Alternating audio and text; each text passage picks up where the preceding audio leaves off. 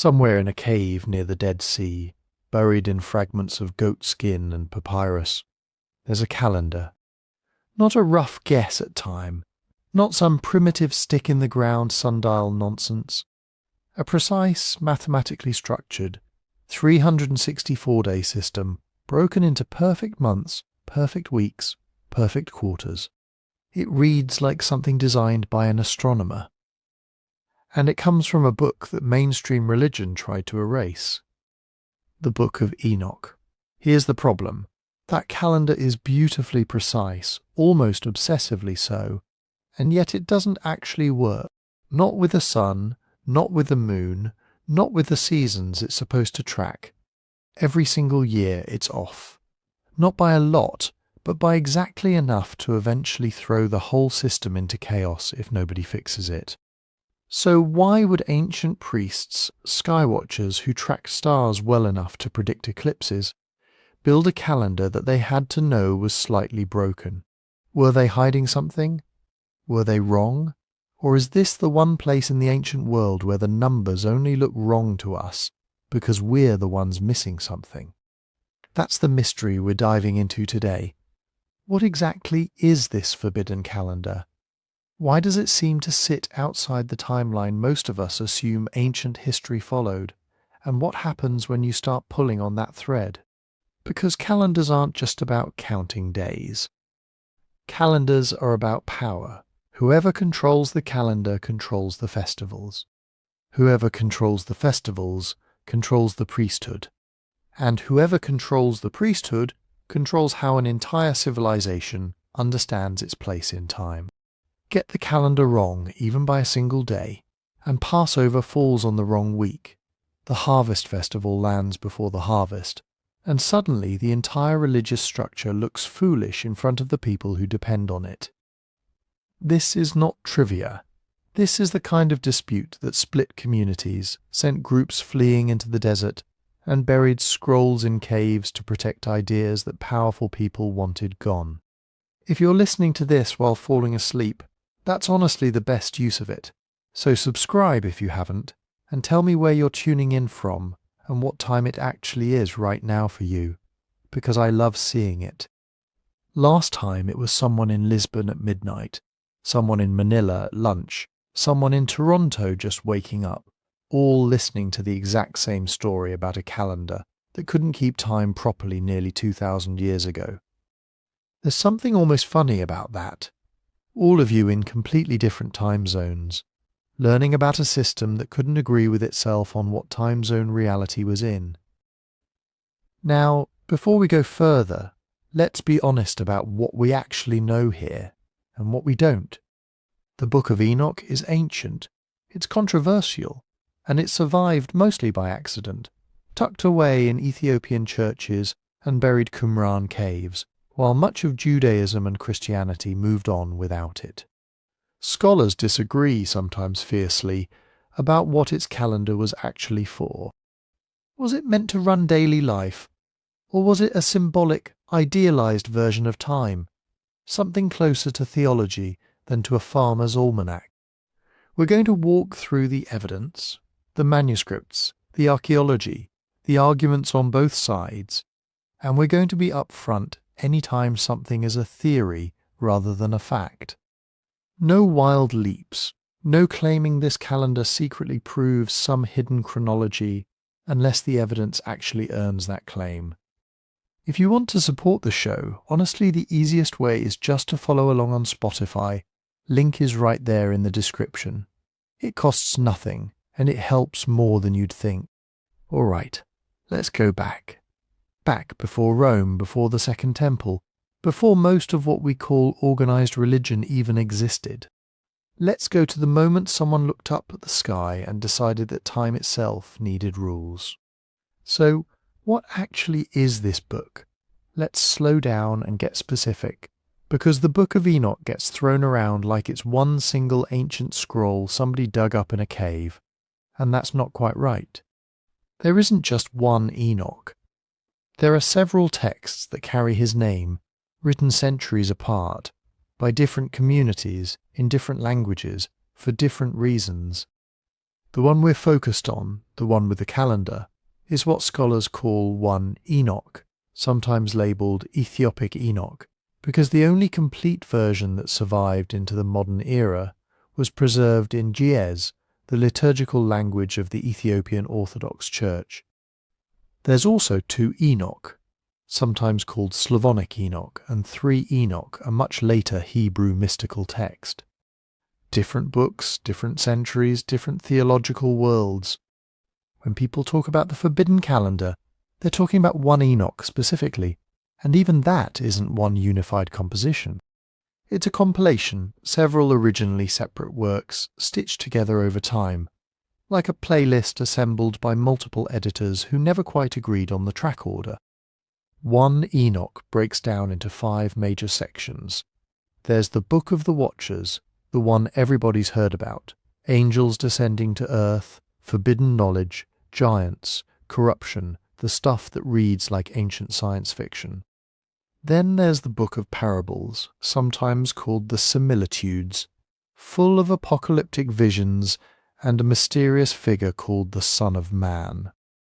There's the Astronomical Book, which is exactly what it sounds like, a detailed technical breakdown of how the sun, moon and stars move through the sky. And this is where our calendar lives. Then the Book of Dream Visions, and finally the Epistle of Enoch, more ethical and exhortational in tone.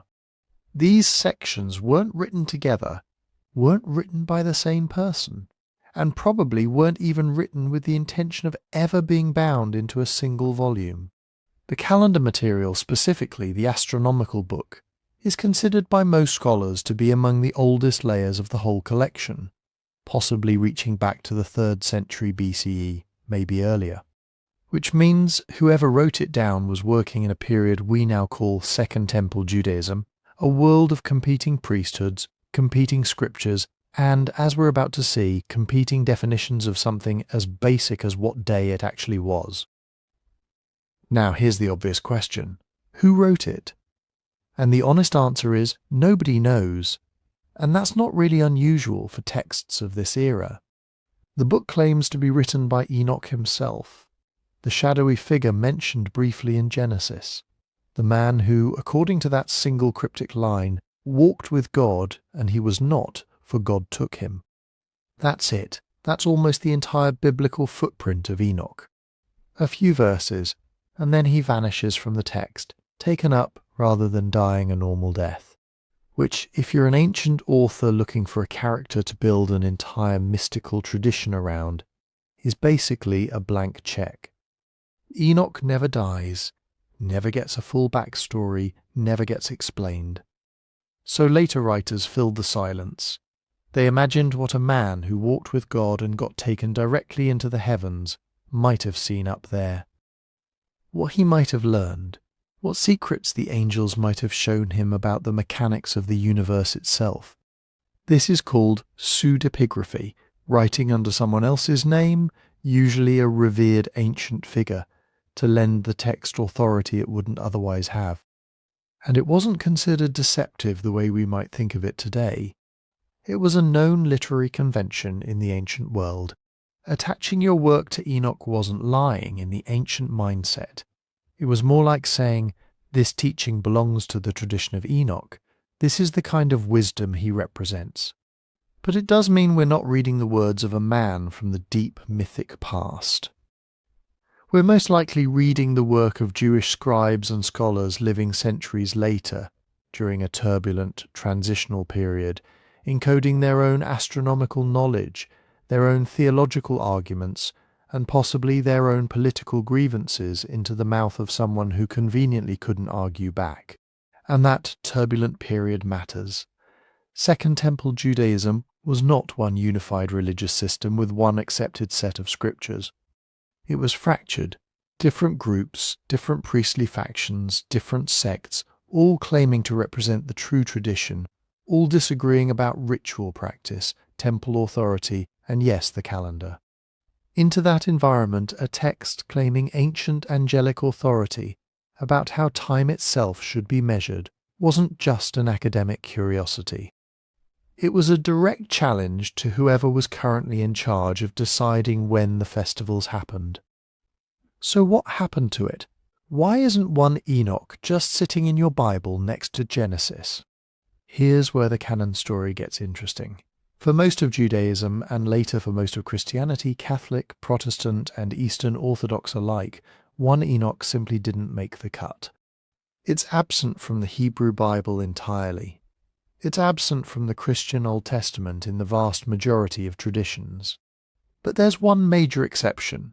The Ethiopian Orthodox Tewahedo Church, along with the Eritrean Orthodox Church, considers 1 Enoch fully canonical scripture, with the same standing as Isaiah or the Psalms. Which means for over 1,000 years, this text lived a kind of double life, rejected, forgotten, and effectively erased across most of the religious world, while simultaneously being read, copied, preserved and revered as sacred truth in Ethiopian churches. That's not a small detail. That's the entire reason we still have the complete text today. If it weren't for that one tradition holding on, this calendar, this cosmology, these angel narratives might have vanished completely, known only through a few scattered fragments and second-hand references from early Christian writers who mentioned it in passing. So why the rejection everywhere else? Part of it comes down to content. The Book of the Watchers describes angels called the Watchers descending to earth, taking human wives, fathering giants, and teaching humanity forbidden knowledge, metallurgy, weapon-making, cosmetics, sorcery, astrology. That's a bold claim to put in a religious text, that some human knowledge originated not from divine blessing, but from angelic rebellion. It raises uncomfortable questions about where civilization's skills actually came from, and who authorized them. On top of that, the book claims direct angelic revelation, Enoch touring the heavens, being shown the storehouses of the stars, the chambers of the winds, the mechanics of the calendar itself, straight from celestial beings. That's an enormous claim to authority, arguably rivaling the authority of Moses receiving the law at Sinai. A text like that doesn't just sit quietly on a shelf. It competes. And this is really the key to understanding why forbidden doesn't necessarily mean secret, hidden away, whispered about in dark rooms. Most likely it means marginalized, politically inconvenient. A text that certain religious authorities had very good reasons to push to the edges, because accepting it meant accepting a rival source of authority, a rival version of how time should be measured, and by extension, a rival claim on who really controlled sacred knowledge. Which brings us right back to that calendar. Because a dispute over counting days doesn't sound like the kind of thing that splits a religious tradition in half. But when the calendar determines the festivals, and the festivals determine the priesthood's power, a 364-day system built on angelic authority isn't just an astronomical curiosity anymore. It's a direct challenge to whoever was holding the keys to sacred time. And that's exactly the fault line we're about to walk into. To see why Enoch's calendar hits so hard, you have to zoom out and look at the world it was dropped into. People weren't starting from scratch. By the time those scribes were putting words in Enoch's mouth, the Near East had already spent thousands of years wrestling with a basic stubborn problem. The sky does not cooperate. If you're trying to build a calendar, you've got 3 clocks to juggle. The moon, which cycles from new to full and back in about 29.5 days. The sun, which defines the year as the cycle of seasons, roughly 365.25 days. And human society, which wants regular weeks, predictable festivals, tax deadlines, harvest times, coronations and military campaigns that don't accidentally land in the middle of the rainy season. Ancient cultures solved this in 3 main ways. You can follow the moon, purely lunar calendars, like early versions used in parts of Mesopotamia and later in Arabia. Just count months and let the year drift through the seasons. You can follow the sun, solar calendars, like the Egyptian civil calendar, lock onto the year, and ignore the moon entirely. Or you can split the difference with a lunisolar system. Months are lunar, but every so often you insert extra days or an extra month to drag the calendar back into alignment with the seasons. None of these options is clean. All of them require choices, and those choices are where politics walks in. Take Mesopotamia, the world of Babylon and Uruk and later empires.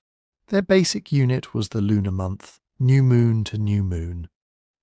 12 of those give you about 354 days, which is 11 days short of the solar year. If you do nothing, your festivals drift.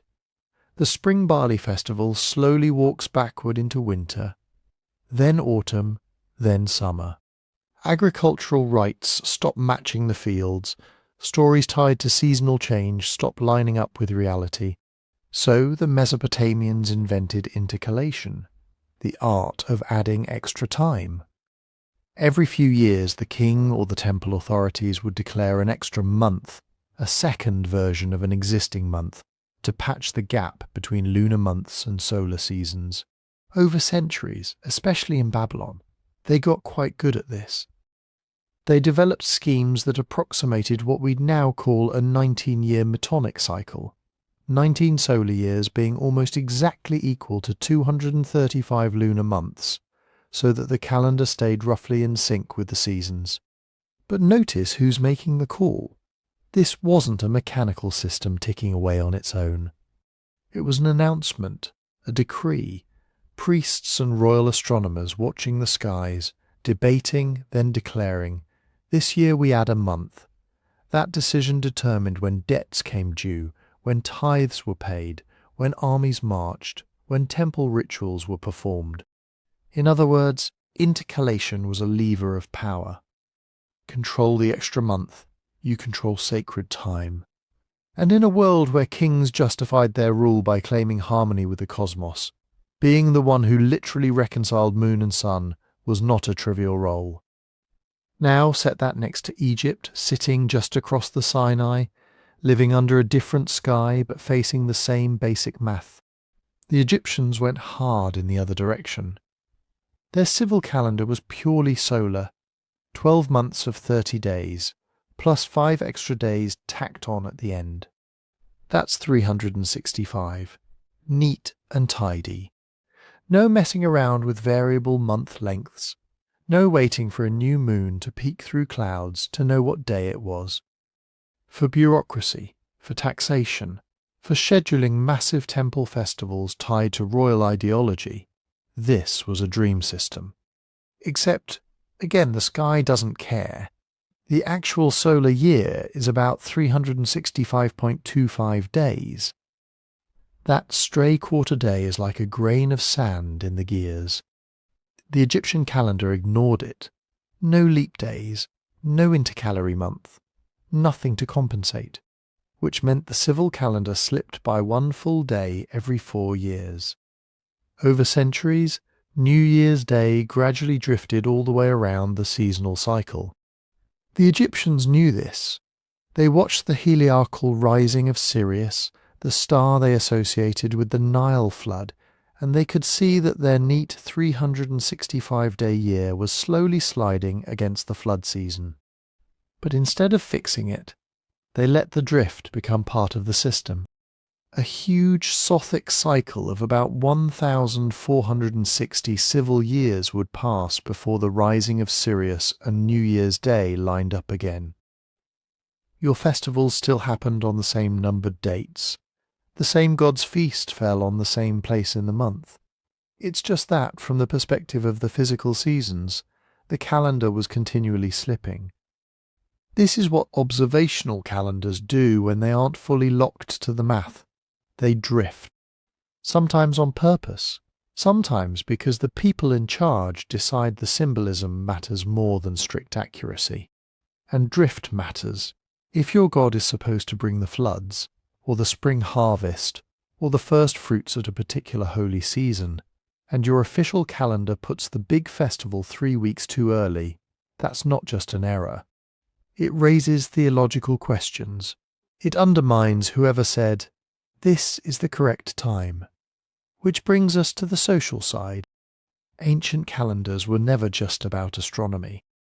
They were about authority. Who gets to say when the month starts? In Mesopotamia, that meant priests and royal experts watching the horizon for the first sliver of the new moon and certifying the observation. In Egypt, that meant priestly mathematicians and scribes keeping the fixed civil count, deciding which day was sacred for which ritual. In later Israel and Judah, it would mean temple priests, and eventually rabbinic courts declaring new moons and adding leap months. Notice the pattern. Temples, kings, priests, scribes, the institutions that claim to mediate between heaven and earth, are the ones that tell you what time it is.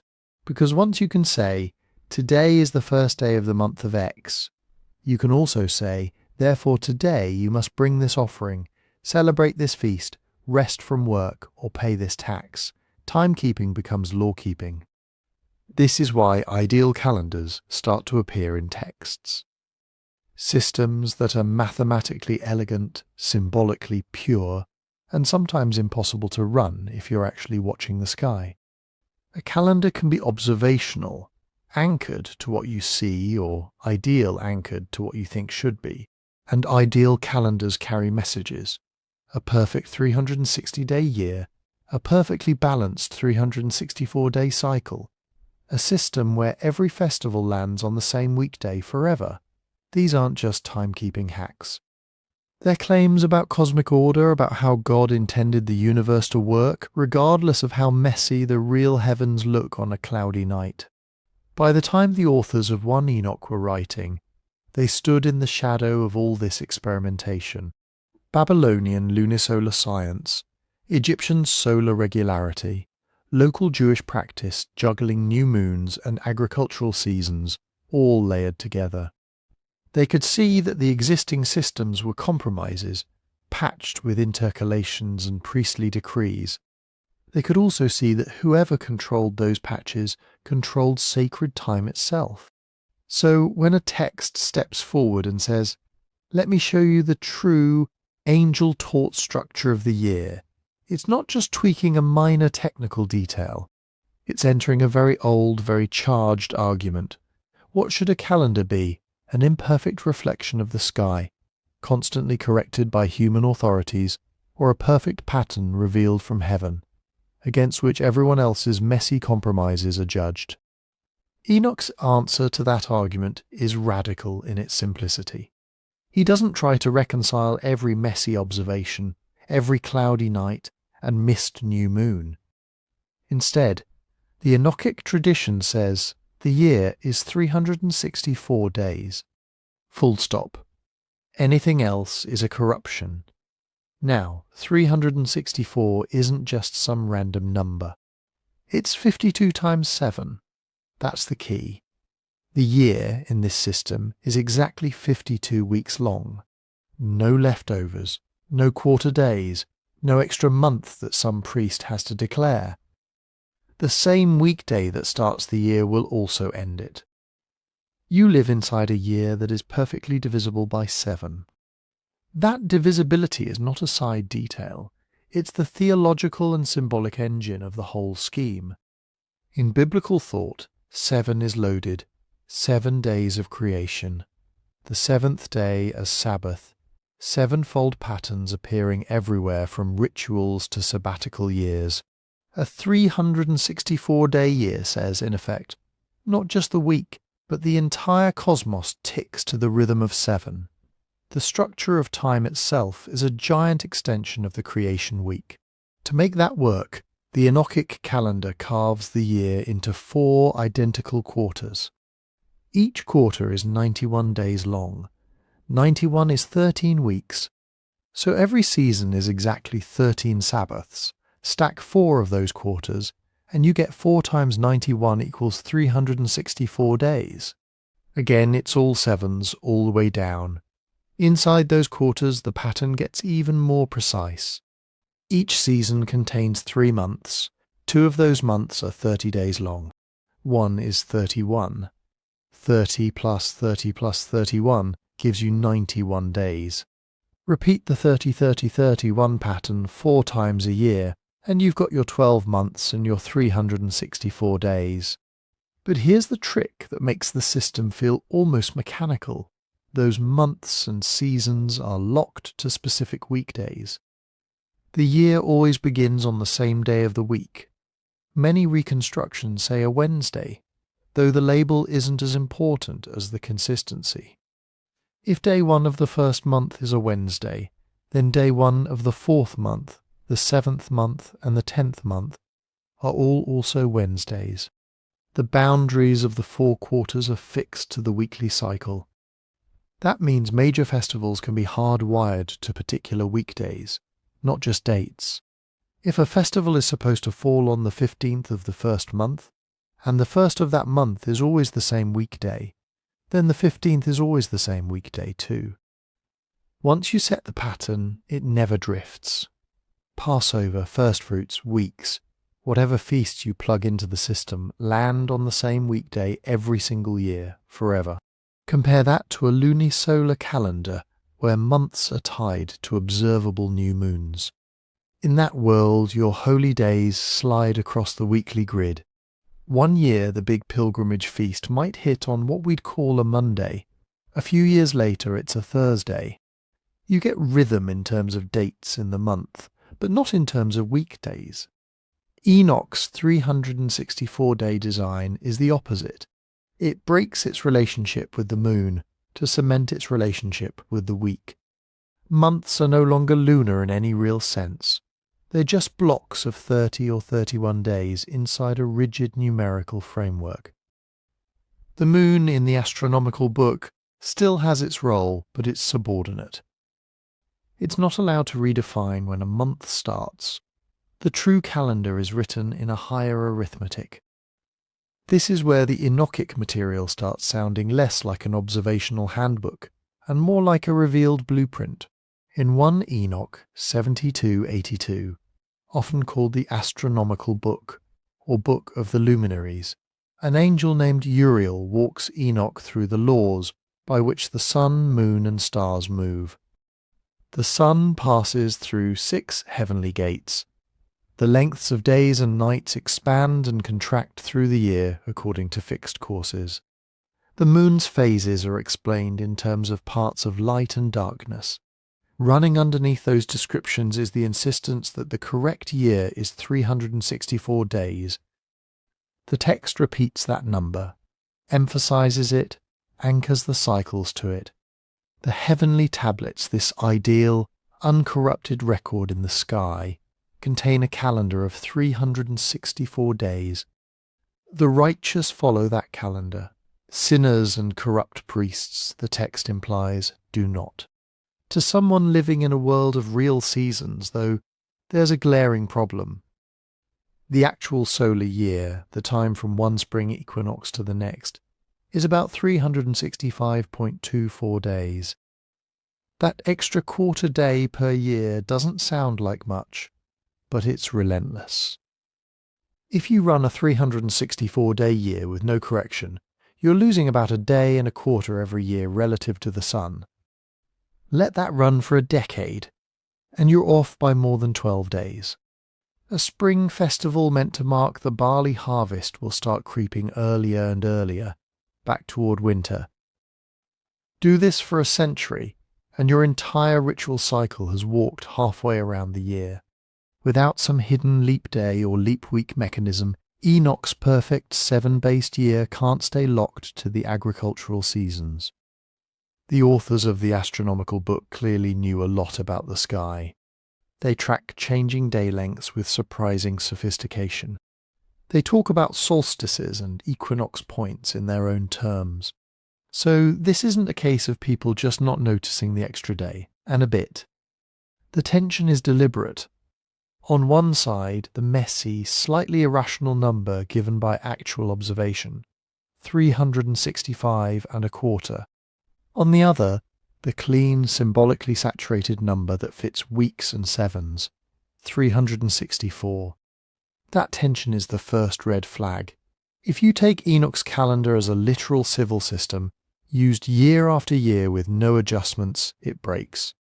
If you take it as an ideal pattern, heaven's template against which earthly calendars can be judged, it starts to make a different kind of sense. And that raises the next set of questions. What exactly does the Astronomical Book claim is happening in the heavens?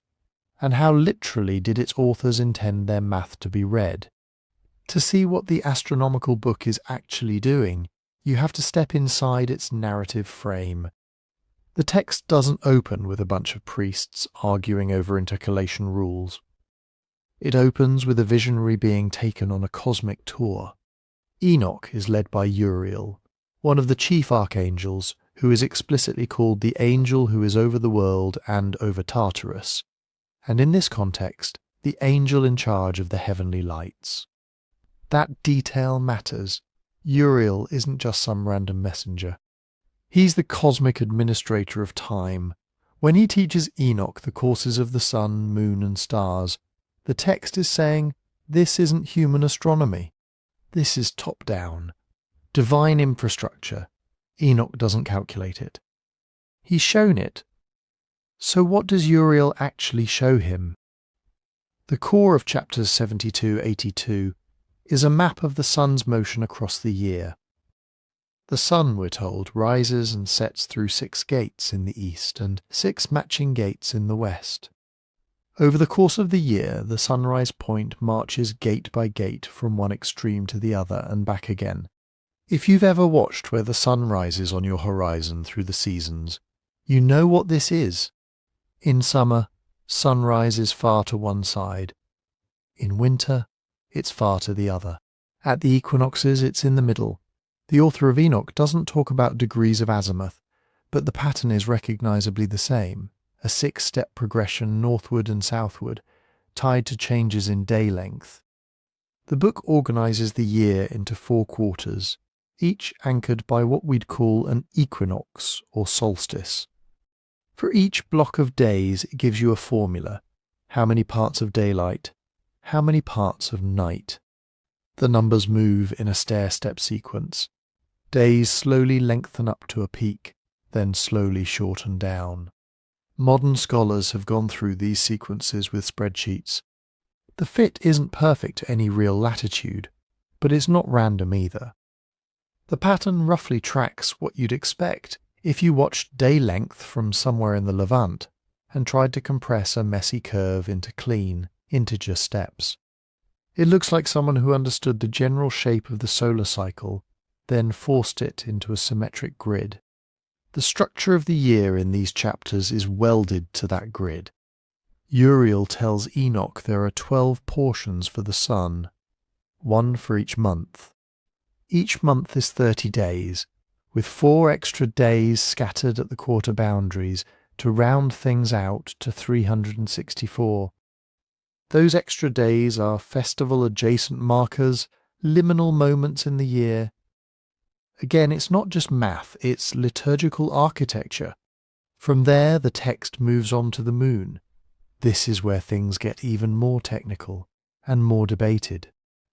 The moon's phases are described in terms of parts of light and darkness.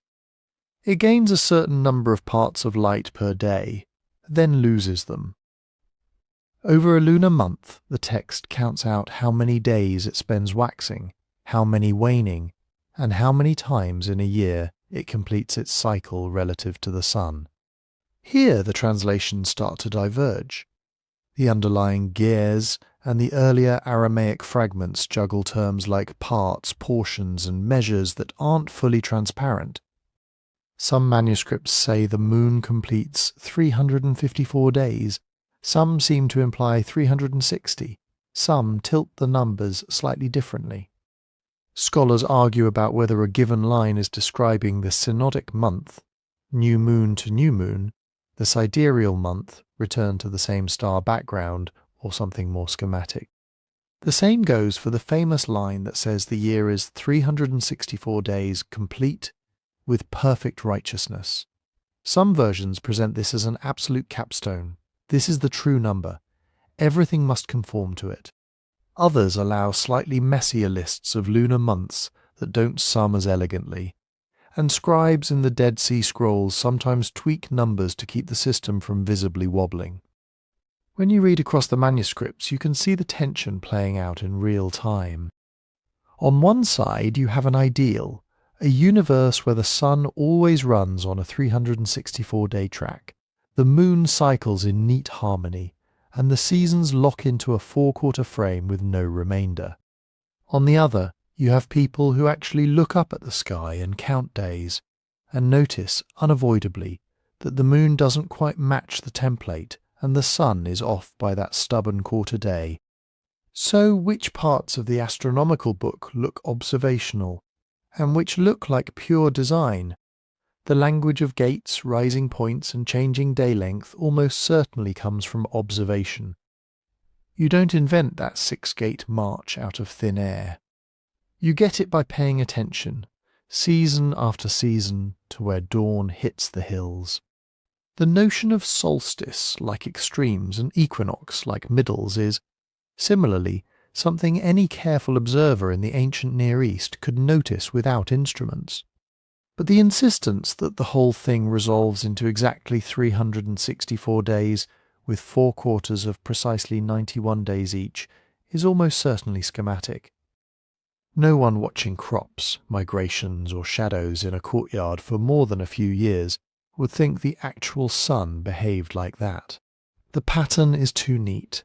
It's the kind of neat that tells you you're looking at theology and numerology as much as astronomy. That blend is visible down to the micro level. The text likes multiples of 7, 12, and 3.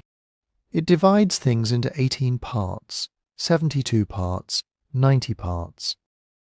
Those numbers echo other symbolic structures, tribes, elders, nations, hours, even if the mapping isn't always explicit.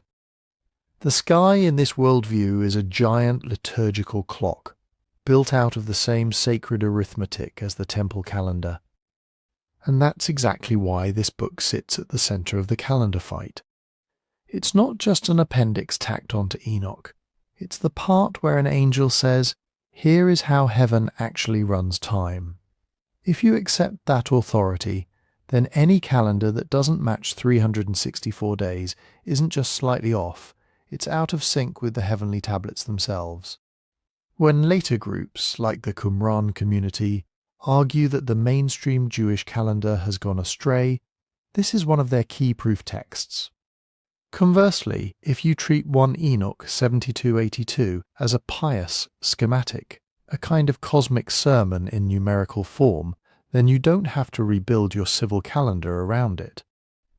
You can say this is an ideal pattern, a moral and theological statement, not a farmer's almanac. That fork in interpretation, literal cosmic schedule or symbolic template, is where the controversy really lives. And it becomes crucial when you ask the next question.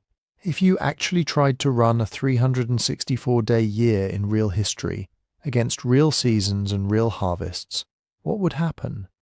If you actually try to run the world on 364 days, the problem shows up fast. You don't need a telescope. You just need a field. Start with the math. The real tropical year, the time it takes the sun to go from spring equinox back to spring equinox, is about 365.242 days. Enoch's system gives you 364 fixed and perfect. That means your calendar year is short by about 1.24 days. Call it a day and a quarter of drift every year. At first, that doesn't sound like much. You barely notice it in a single season. But timekeeping doesn't care how it feels. It adds, after 4 years, you're roughly 5 days behind the sun. After 10 years, you're more than 12 days behind. After 30 years, you're about 37 days behind, over a month. After a century, your liturgical spring is turning up more than 3 months late relative to the actual equinox. That means a festival that's supposed to land near the first fruits of barley could, within a couple of generations, be falling before the grain is even in the head, or long after it's been harvested and eaten. And this isn't some modern mathematical nitpick.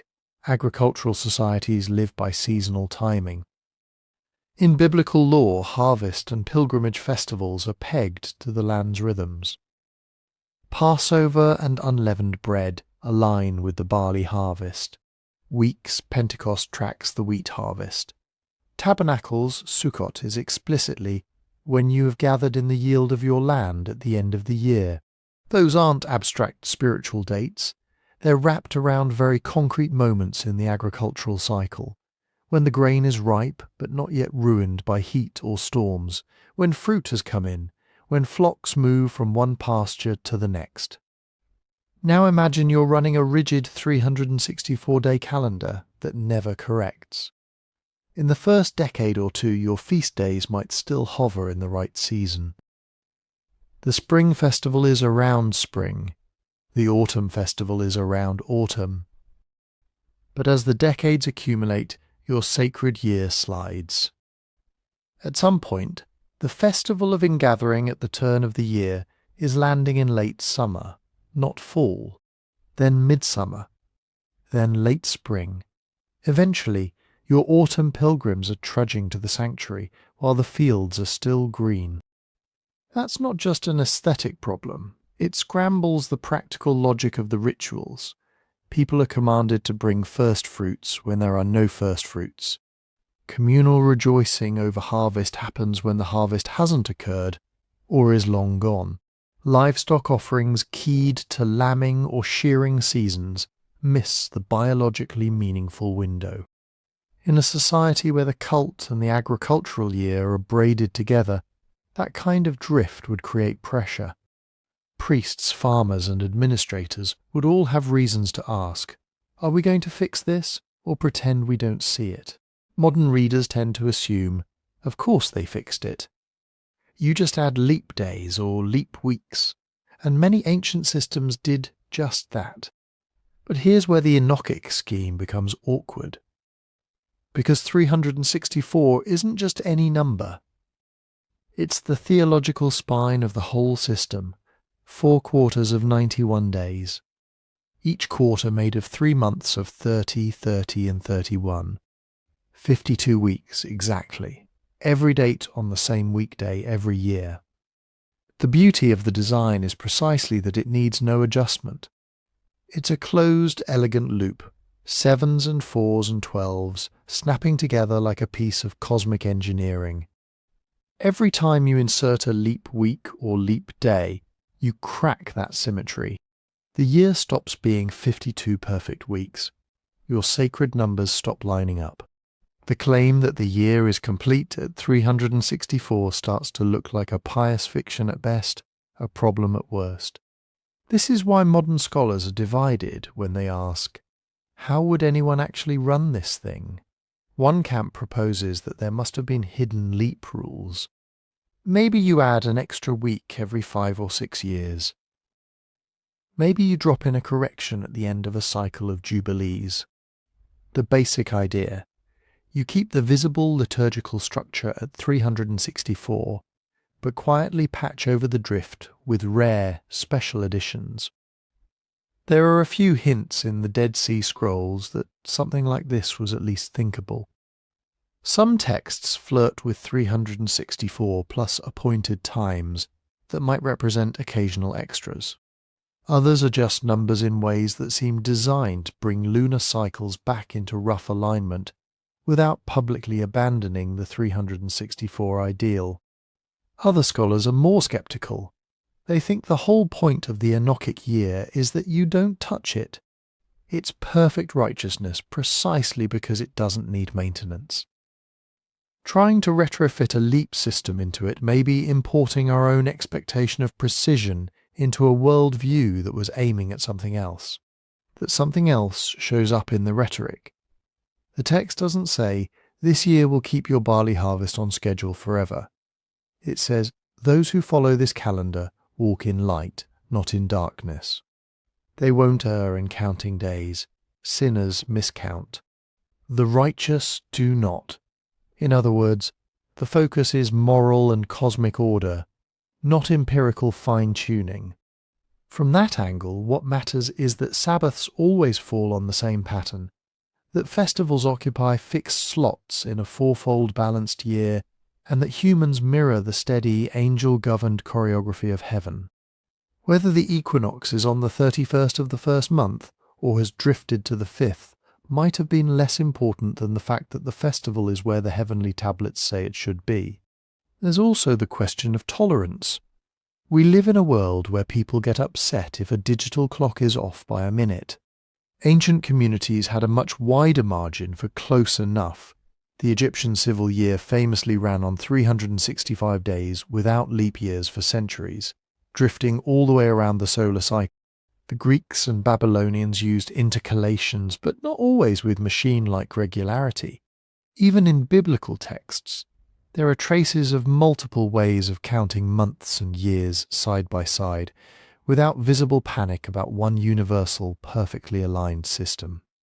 So it's plausible that Enoch's 364 could function as an idealized priestly or liturgical frame, while people on the ground quietly watched the sky and adjusted expectations. A festival might have a fixed calendar date in the temple scheme, but communities might still know in practice that this year the rains came late, or this year the barley was early. The ritual world and the agrarian world could slide past each other a bit without anyone calling it a cosmic emergency. Over time, though, different groups can read the same framework in very different ways. A sect like the Qumran community seems to have treated 364 as literally the correct divine calendar, in stark opposition to what they saw in Jerusalem. For them, drift wasn't a theoretical quibble. It was evidence that the mainstream priesthood had lost the plot. Later, Jewish and Christian readers, encountering the text after more standardized lunar solar systems were in place, could reframe it. They might see Enoch's year as an early, schematic stage of revelation, or as symbolic wisdom rather than a practical almanac. Medieval interpreters might allegorize the numbers 364 as the days of this age, with the missing quarter day reserved for eschatological completion. In each case, the quarter day problem doesn't go away. It just gets absorbed, reinterpreted, or ignored, depending on what people think calendars are for. If you think a calendar's job is to keep God's festivals in perfect lockstep with the sun and seasons forever, 364 without correction fails pretty quickly. If you think its job is to instantiate a pattern of order that distinguishes the righteous from the wicked, then empirical drift may be acceptable collateral damage. And it's that tension between observed sky and revealed pattern, between a farmer's pragmatism and an apocalyptic author's love of symmetry, that sits underneath the claim that Enoch's calendar doesn't fit our history.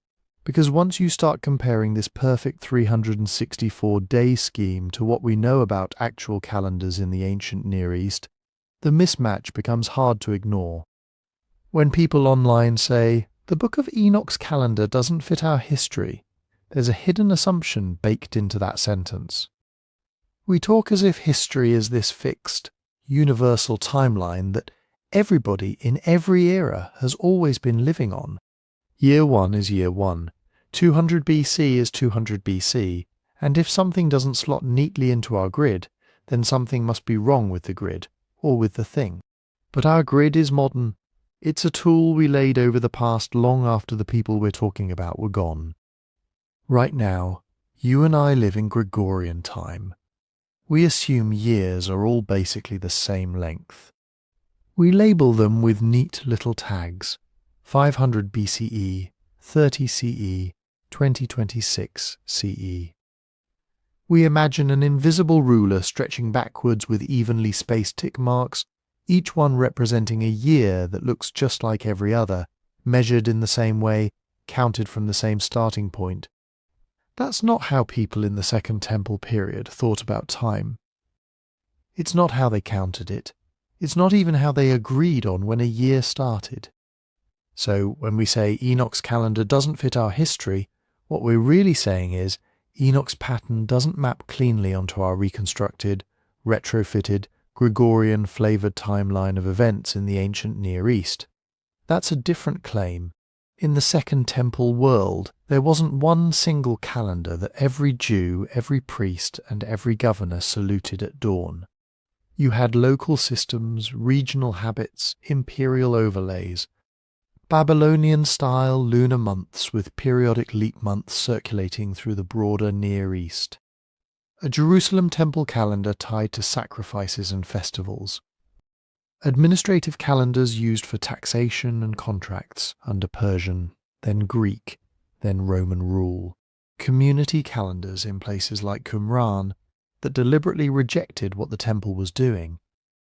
Even within the Hebrew Bible itself, you can glimpse more than one way of counting months and years.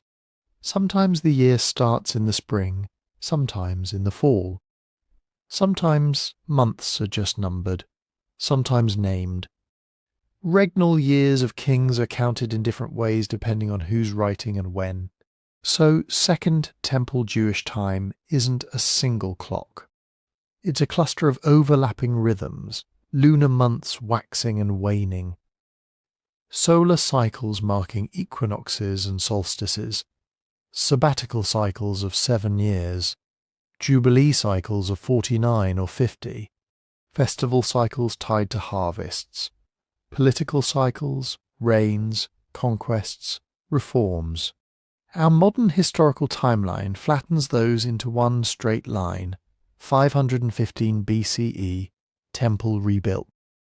167 BCE, Maccabean revolt. 63 BCE, Pompey enters Jerusalem. 70 CE, Temple destroyed. We then ask, okay, where does Enoch's 364-day system go on this line? Does it fit? But that straight line is already a construction. Those dates are the product of retro-calculations, synchronisms, and scholarly reconstruction using sources that themselves use different calendars. To get 164 BCE out of an ancient royal inscription, you first have to unpack the author's calendar, their regnal year system, their New Year's Day, and then translate all of that into ours. In other words, our history is built on layers of calendar conversion.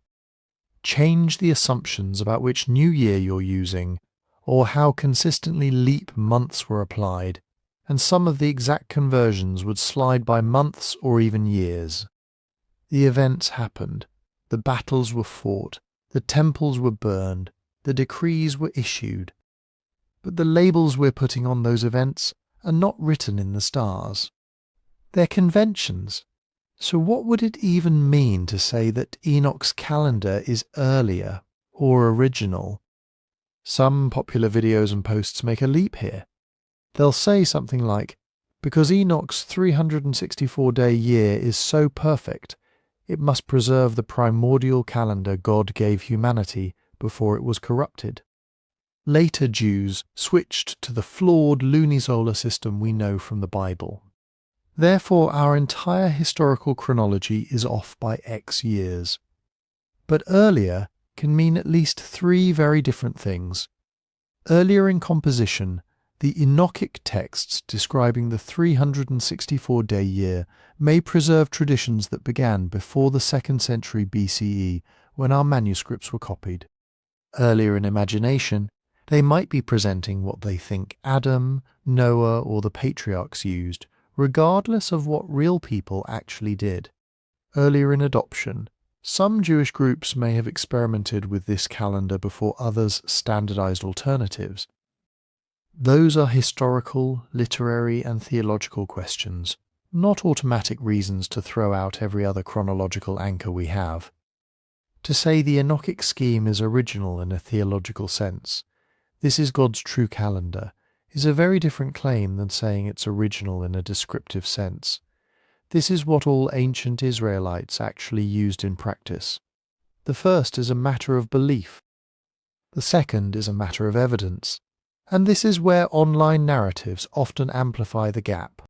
If you scroll through conspiracy-flavoured corners of the internet, you'll see arguments like, scholars know the 364-day calendar is the real one, but they hide it to protect the established timeline.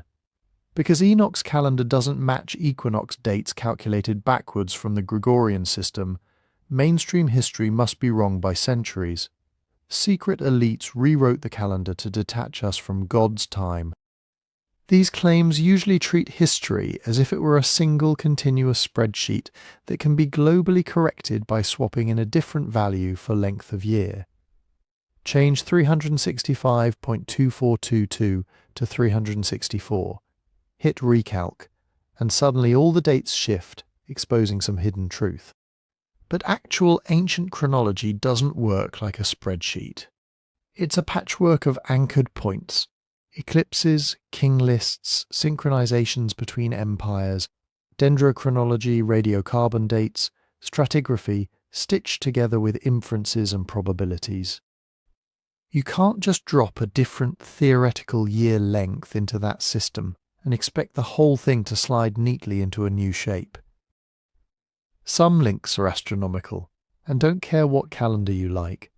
An eclipse either happened on a particular day in the sky, or it didn't. A tree ring either aligns with a volcanic event, or it doesn't. So what can evidence really show us about Enoch's calendar and our history? It can show that by the late Second Temple period, there were Jewish groups passionately defending a 364-day liturgical scheme and condemning rivals. It can show how that scheme relates to other ancient calendars and where it diverges. It can show that different communities built different kinds of authority on their calendars, claiming that theirs matched heavenly tablets, angelic revelations, or ancestral practice. It can help us estimate when those ideas emerged, how they spread, and how they interacted with imperial timekeeping. What it cannot do is definitively prove that all other chronological frameworks are lies, or that swapping in 364 days for 365.2422 will magically resolve all textual puzzles and historical tensions. We can responsibly say, this is a serious ancient attempt to articulate a perfect priestly year, one that may reflect older priestly traditions, and that clearly clashed with other calendars in use. We can't responsibly say, therefore the entire BCE dating system collapses and Enoch is the key to rebuilding world history from scratch. To understand what's actually at stake, we need to look at how this 364-day ideal shows up in real documents used by real communities in a real time and place. And that's where the Dead Sea Scrolls come in. When we talk about the Dead Sea Scrolls and Qumran, we're not just talking about a random library in the desert. We're looking straight at a community that took time so seriously they were willing to redefine their entire identity around it. Qumran is that site on the northwest shore of the Dead Sea where, starting in the 1940s, caves began coughing up ancient manuscripts. Biblical books, commentaries, legal codes, hymns, community rules. Buried jars, hidden scrolls, thousands of fragments. It's one of the few places where we can see what a particular Jewish group in the Second Temple period was actually reading, actually copying, actually organizing its life around. And in the middle of that collection, the Book of Enoch shows up. Not just once, not as a fringe curiosity, but in multiple copies, in multiple caves, alongside other texts that share its worldview. That alone tells you something. In mainstream later Judaism, Enoch mostly disappears. At Qumran, it's front and center now. If you sift through the scrolls, certain patterns start to pop. One of the strongest is this. The people behind these texts loved the number 364. They didn't just copy Enoch's astronomical sections and say, wow, that's interesting. They built whole documents on that framework. We get fragmentary lists of priestly courses, rotations of priestly families serving in the temple, mapped onto a year of exactly 364 days. The year is divided into 4 quarters of 91 days each. Each quarter starts on the same day of the week. Festivals are pinned to fixed weekdays and dates that repeat with machine-like regularity year after year. In this system, Passover always lands on the same weekday. Feast of Weeks, the festival we later call Shavuot, always falls on a specific Sunday in the third month. The autumn festivals lock into a stable pattern too. Sabbaths line up in neat repeating grids. Nothing drifts. Nothing slides. You can feel the appeal. In a messy world, this calendar doesn't wobble. It clicks. Some scrolls give you sequences like, on the first day of the first month, this priestly division serves. On the second day, that division. On the 15th day, this festival.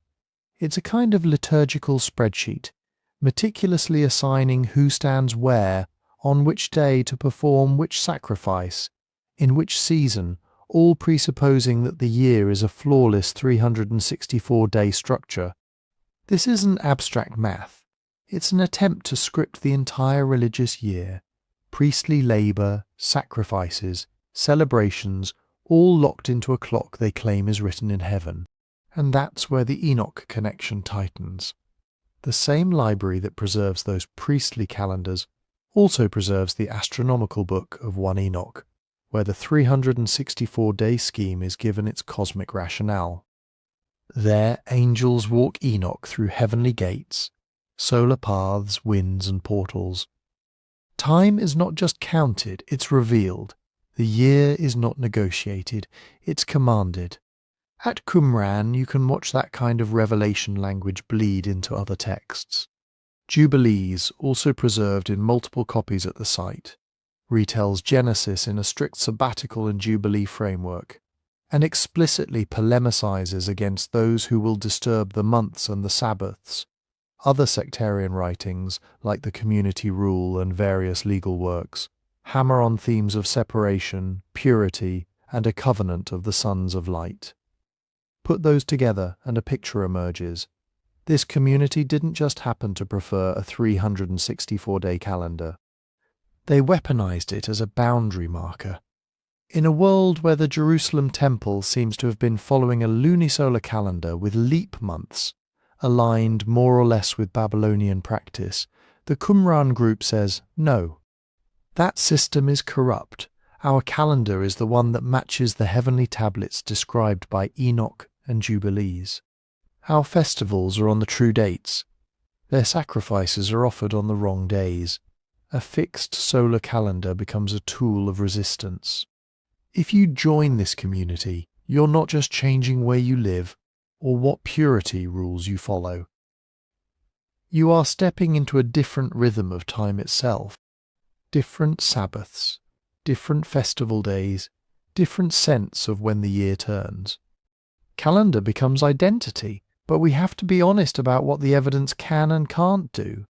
When we talk about the Qumran calendar, we're talking about reconstructions from fragmentary manuscripts, broken lines, missing joins, scribal variants.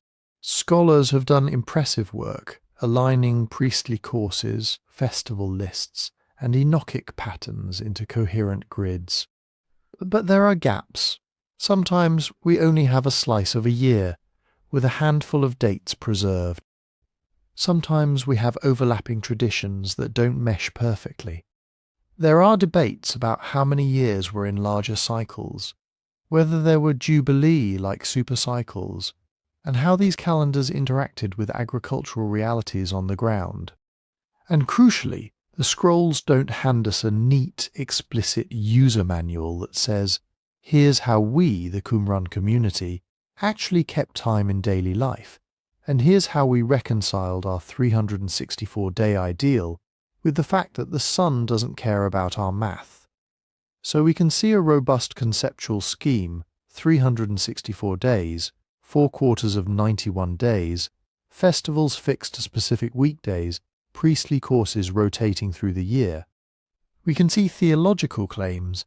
This is the calendar encoded in heaven, revealed through Enoch, written on heavenly tablets, and restored by a righteous remnant.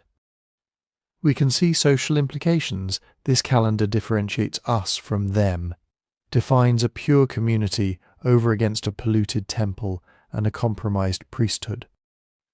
What we can't see with absolute clarity is the full lived practice, how universally this system was adopted even within the group, how strictly it was enforced over time, whether adjustments were ever made to keep it in rough sync with the seasons, and how long this calendar remained in active use.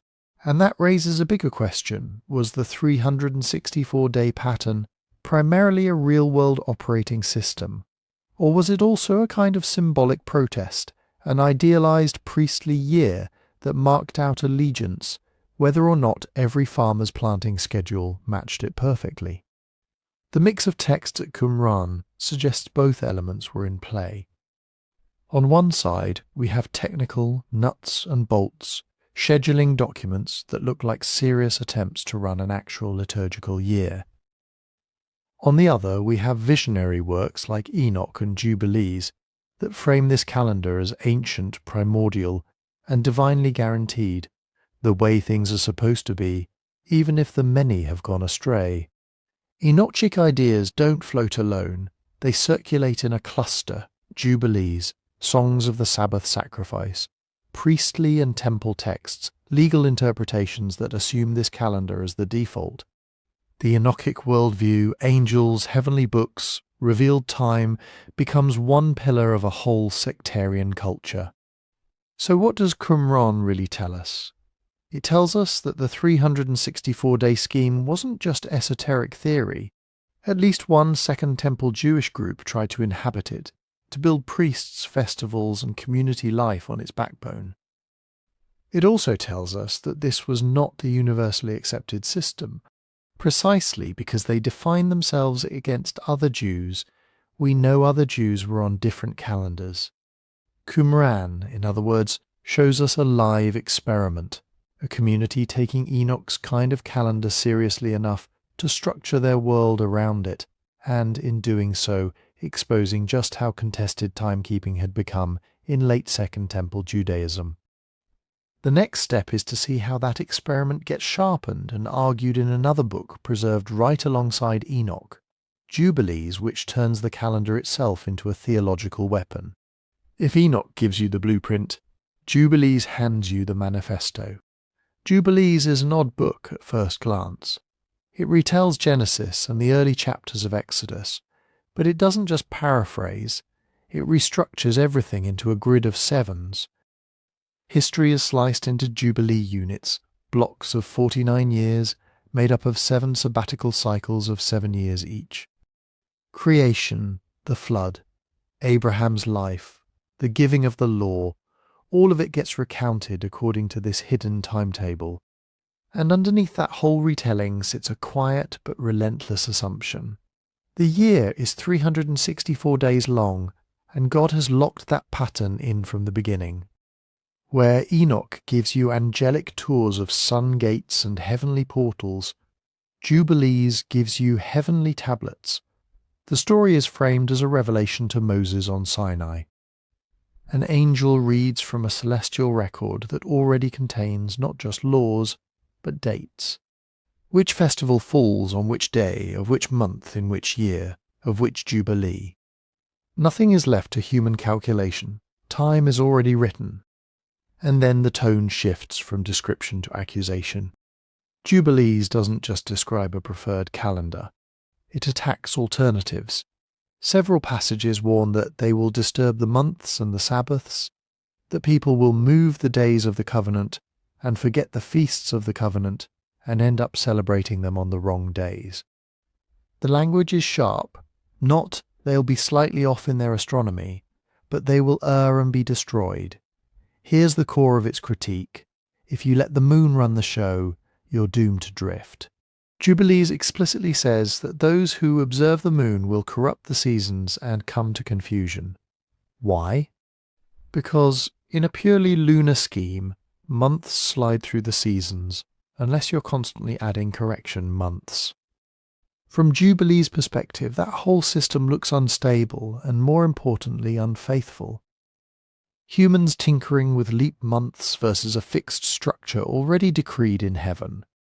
For the author, this isn't just a math problem, it's a sin problem. In Jubilees, missing the right date isn't like missing a meeting. It's violating the covenant. Festivals and Sabbaths are part of the core relationship between God and Israel. They're not flexible appointments. They're anniversaries of cosmic events.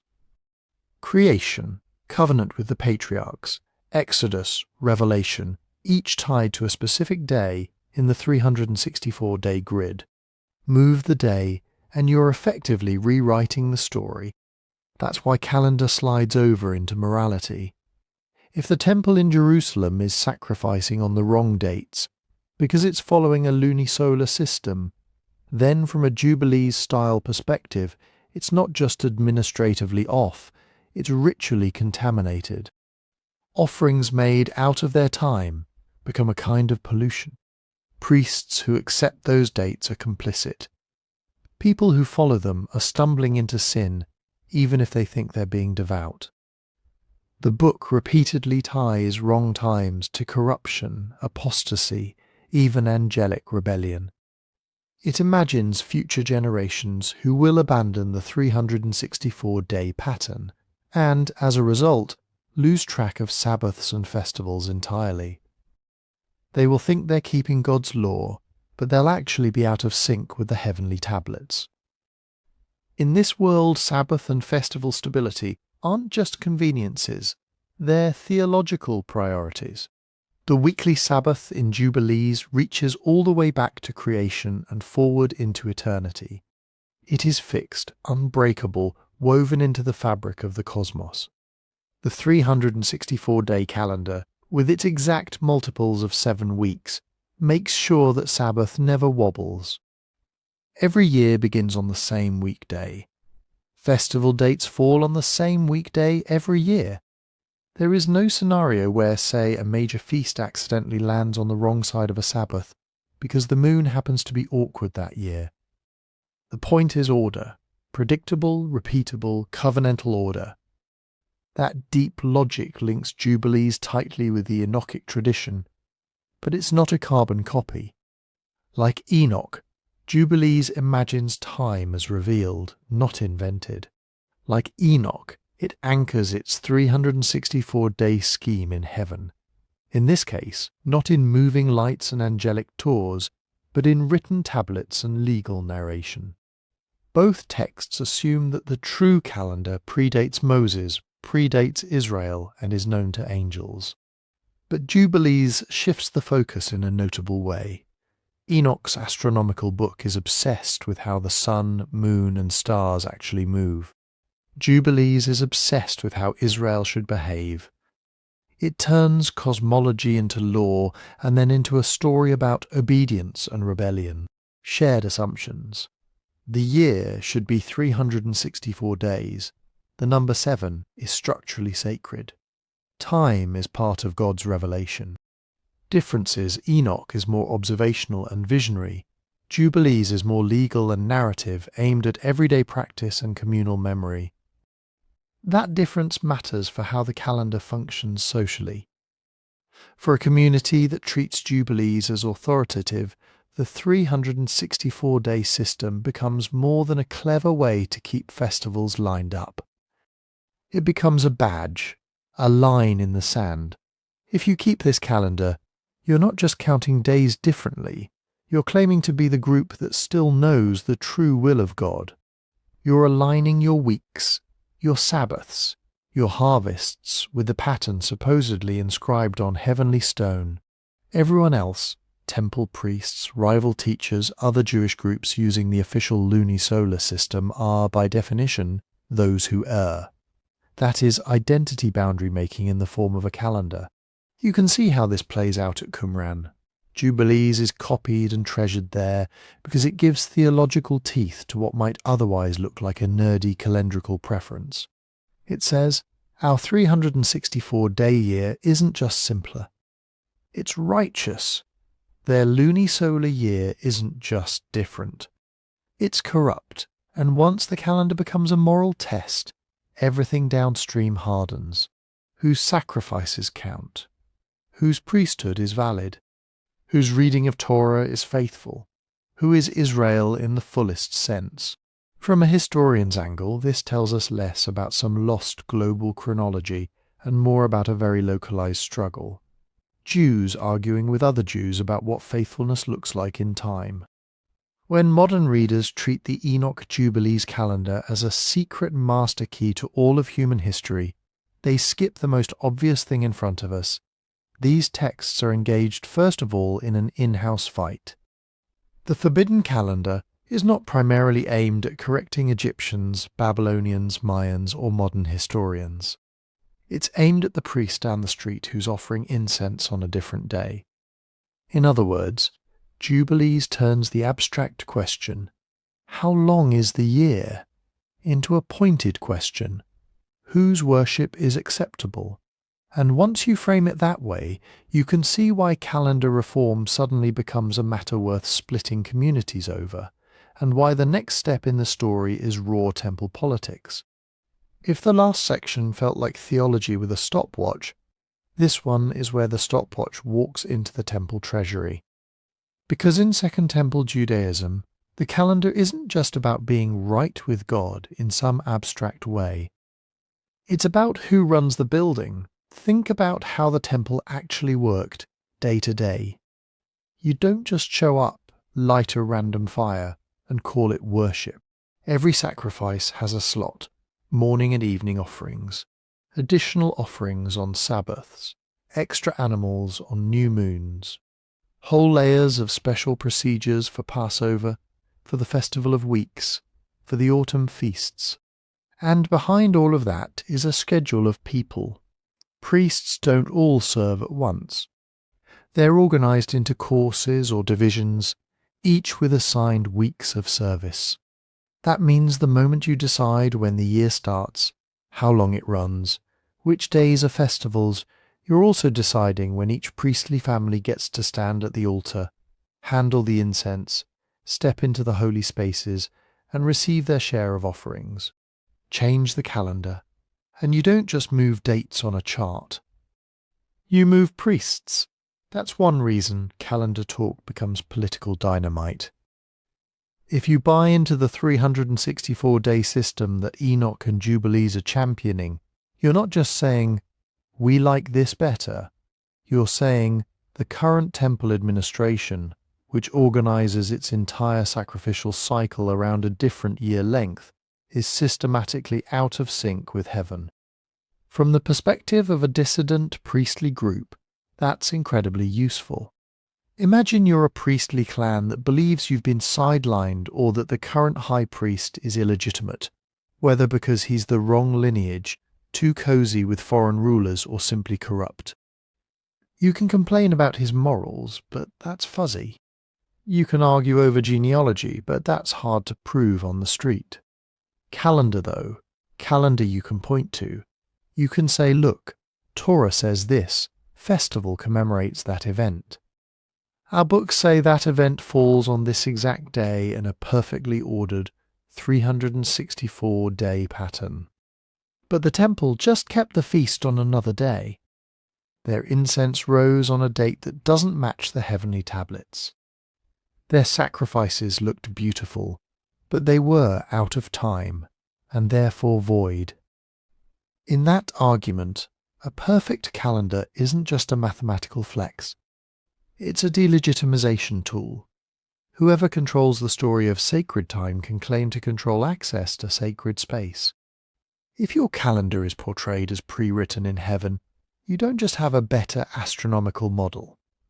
You have a way to say, they've lost the script, we still have it. This is where competing authorities crystallize. On one side, you have the temple establishment in Jerusalem, working with a lunisolar system that's tied in various ways to Old and Near Eastern practices and to practical realities like harvest cycles, visible new moons, and imperial politics. They have buildings, altars, guards, and tax revenue. They have inertia on their side. On the other side, you have dissident groups, some priestly, some lay, some mixed, who look at that arrangement and see compromise everywhere. Foreign oversight, questionable appointments, calendrical tinkering. If you read the Dead Sea Scrolls with that in mind, the tone makes more sense. Texts tied to the Enoch Jubilees tradition don't just say our calendar is correct. They imply we are the true priesthood in exile, keeping the heavenly schedule while the official temple misfires its own holiest days. Festival timing becomes public proof. Most ordinary people can't audit priestly genealogies. They can, however, notice whether their local teacher is holding Passover when the temple says to, or a week later, or a month earlier. When one group refuses to go up to Jerusalem because they're keeping it on the wrong day, that's not a minor disagreement. That's a declaration. We no longer recognize their sacrifices as valid. And because festivals are when the largest crowds gather, calendar becomes performance. If you fill your own assembly with people on your festival while the city does something else on theirs, every participant is forced to choose. Which gathering is the real one? Which priesthood is actually in sync with God? This is one reason calendar reform leaves such sharp textual traces. You don't usually bother to write, "Our opponents miscounted Tuesday." You write when you think your opponent has falsified the very structure of covenant life. So in the literature you start to see accusations that others disturb the months, move the days, corrupt the feasts. You hear claims that scribes have altered documents, that leaders have deliberately changed times and laws. Are those charges historically precise? It's hard to test. But the pattern tells you something. People feel that control over time has been grabbed, and they narrate that as corruption. Whenever a group adopts a rival calendar, it needs a story explaining why the old way went wrong. Maybe the establishment followed the moon instead of the sun. Maybe they listened to foreign astronomers. Maybe wicked priests intentionally twisted the dates. However it's told, the narrative has to justify splitting from the main worship centre, yet still claiming to be the faithful remnant. Calendar conflict becomes a seedbed for sects.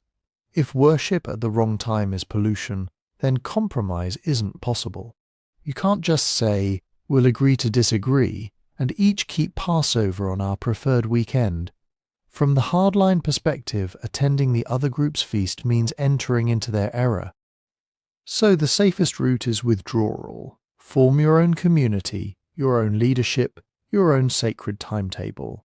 At Qumran and similar movements, that's exactly what seems to happen. Priestly identity, halakhic interpretation, and calendar fuse into a single package. To join the group is to adopt the 364-day year. To reject that year is, effectively, to reject the group's claim to be the true temple in waiting. Seen this way, the Enochic calendar is not just a quirky alternative to the one on your phone. It's a mechanism for reallocating religious authority. Change the year, and you can change who counts as high priest, which altar counts as pure, and which community counts as Israel. And once time itself becomes partisan, every sunrise and Sabbath is a reminder that the religious world is fractured, and that someone, somewhere, is convinced the other side is one feast day away from covenant disaster. If calendar disputes sound intense on their own, Enoch turns the voltage up by plugging them into an even bigger story. What counts as forbidden knowledge? Because in the Enochic universe, it's not just that some priests miscounted the days. It's that long ago certain beings crossed a line they were never supposed to cross. This is the Watcher myth. In 1 Enoch, the Watchers are heavenly beings assigned to watch over the earth. They're supposed to be boundary keepers. Instead, a group of them decide to come down, take human wives, and teach humanity all kinds of skills and secrets. On the surface, some of it sounds useful. Metalworking, cosmetics, plants with special properties, ways of reading the heavens. But the text won't let you admire that. It frames the entire package as corruption. The problem isn't knowledge in the abstract. It's the wrong knowledge from the wrong source at the wrong time. When Enoch lists what the Watchers taught, astronomy and astrology are right in the blast zone. One of the angels, Shemihaza, or one of his colleagues depending on the version, teaches how to read the signs of the sun, moon and stars for omens. Not to plant crops or keep Sabbaths, but to divine fate, manipulate outcomes, and blur the boundary between human and divine decisions. In that world, the sky is not a neutral backdrop, it's a courtroom ceiling. The lights are evidence of order, of God's rule over time and seasons. To start treating that ceiling like a giant personal horoscope board is to misuse the architecture of creation. That makes astronomy a dangerous frontier. On one side you have measuring time, observing the sun's path, tracking the seasons, knowing when to keep Sabbath and festivals. That's framed as obedience, as aligning human life with a pattern God already embedded in the cosmos. On the other side you have divination, using those same movements to forecast destinies, pick lucky days or gain an edge over other people. That's framed as rebellion, as trying to hack the system rather than submit to it. Enoch's Astronomical Book walks that line very deliberately. It dives into detailed descriptions of gates of heaven, courses of the sun and moon, lengths of days and nights, cycles of light and dark. It sounds, at points, like primordial science. But notice the framing. Enoch isn't some curious sky watcher with a homemade sundial. He is taken up by an angel, Uriel, and shown the heavenly storehouses. He doesn't figure this out by clever observation. It's revealed to him. That shift is crucial in this mindset. The safest way to know the structure of time is not to reverse engineer it from below, but to receive it from above. A revealed calendar claims a higher authority than what you can see with your own eyes. If you go out and track the crescent moon, you can argue with your neighbour over what you saw, when you saw it, whether the sky was cloudy, whether you miscounted nights. That's observational practice. It's messy, practical and adjustable. If, on the other hand, an angel unveils stone tablets in heaven with a 364-day structure baked into creation, you've moved the argument somewhere else entirely. You're no longer debating data, you're debating revelation. And that's where forbidden comes in. Because if there is a divinely sanctioned, angelically revealed pattern for time, then alternative systems start to look less like neutral options and more like illicit hacks. They start to smell like the Watcher's teachings. Systems that look impressive, even helpful, but ultimately pull people away from the intended order. You can see why later communities might squirm. Imagine you're part of a mainstream lunar-based tradition. Your year does not line up with 364. You use visual new moons. You occasionally consult court astronomers. You adjust your calendar with intercalated months to keep the festivals in season. Now put one Enoch on the table, with its claim that a fixed solar 364-day calendar is the one the angels showed Enoch, and that people who follow any other pattern disturb the appointed times and fall into impurity. That's not just awkward, it's explosive. If you canonize that text, you've effectively written an indictment of your own system into your Bible.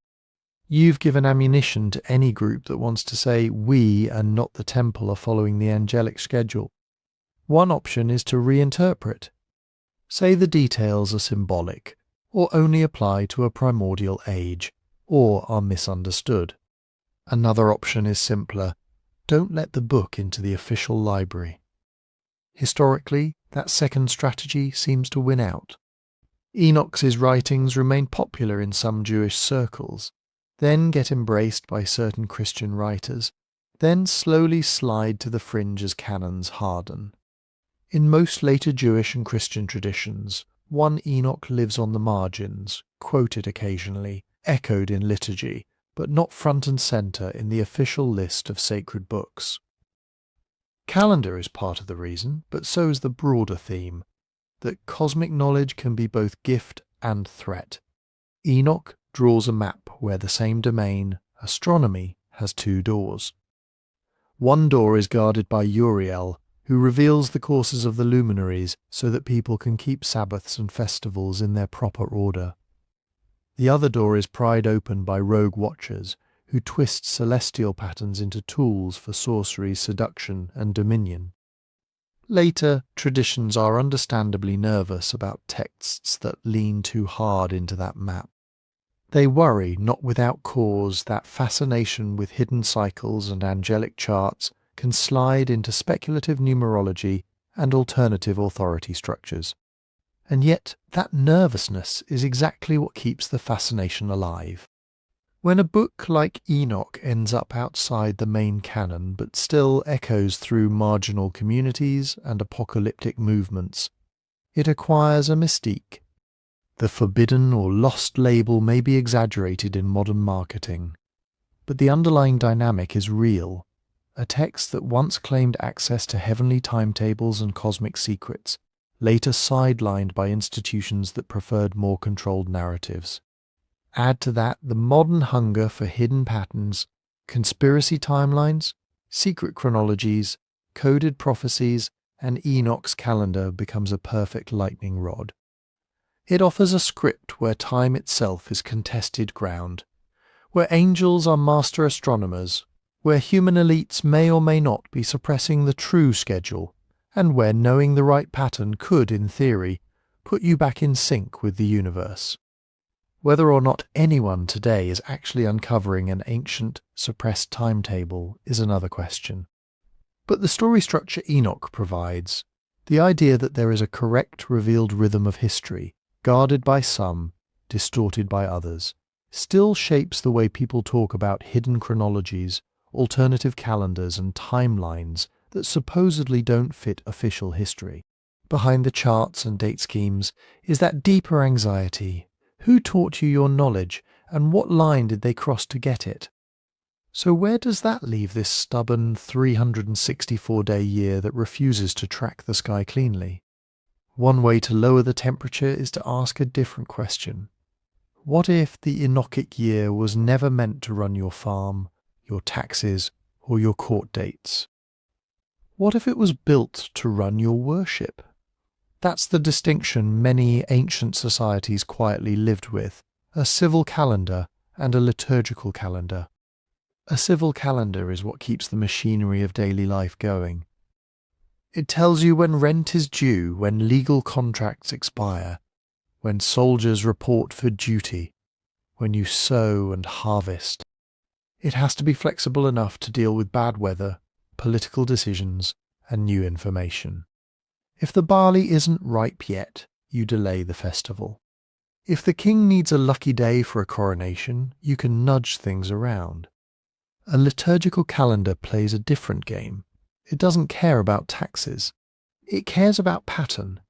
The liturgical year gives you a rhythm of Sabbaths, fasts, feasts, and commemorations.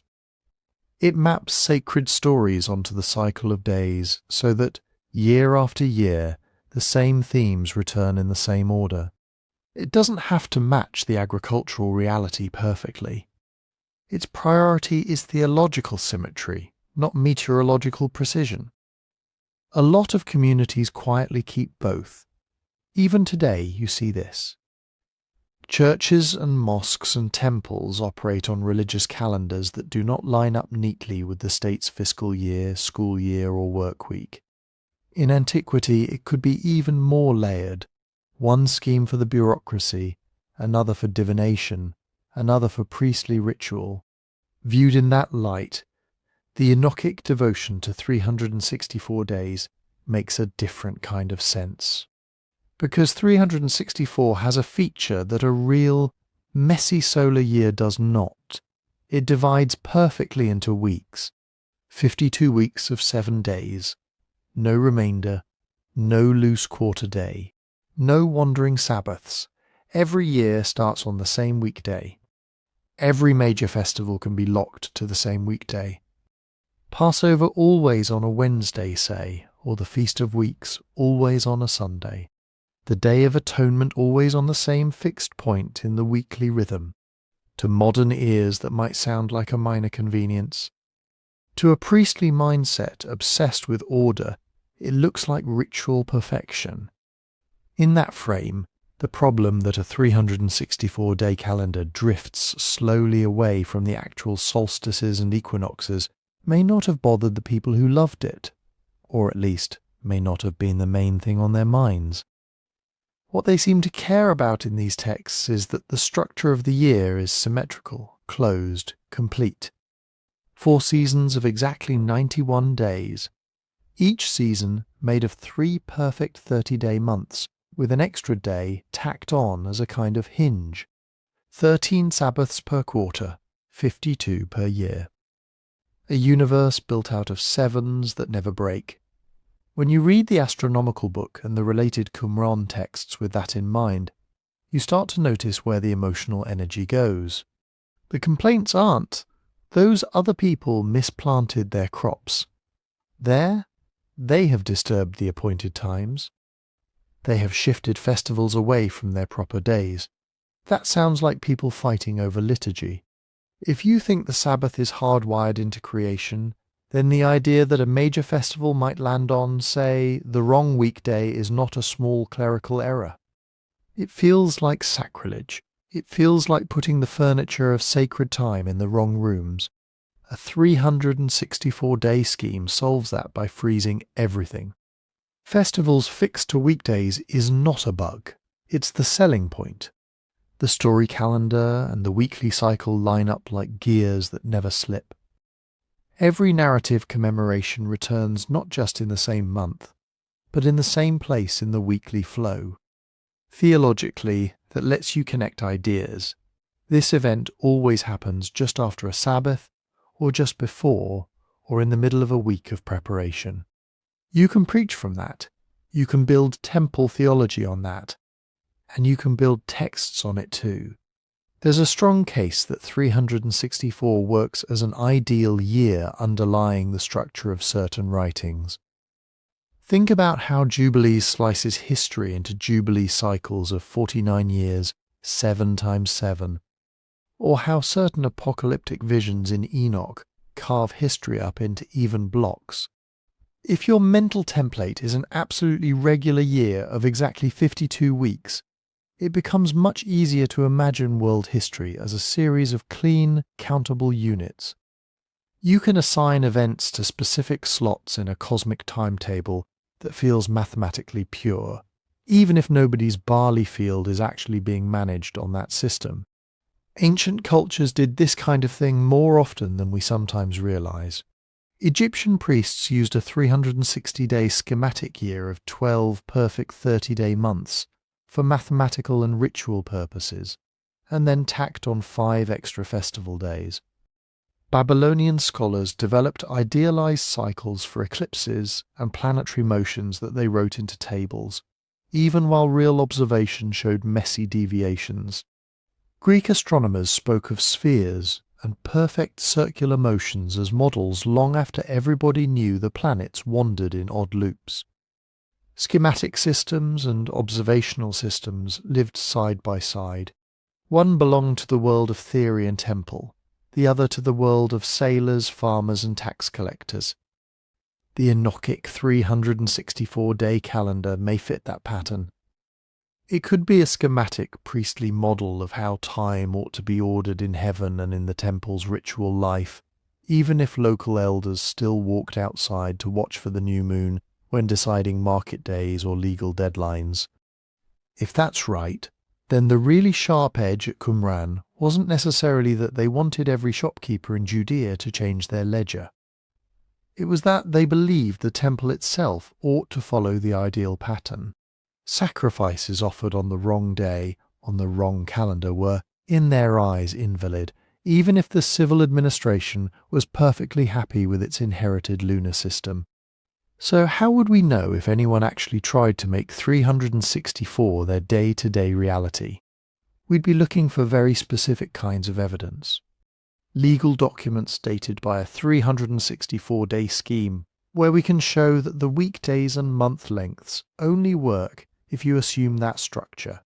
Contracts that specify both a festival and a weekday in a way that matches the Enochic pattern over multiple years. administrative lists or ostraka that use month names and counts distinctive to the 364-day system.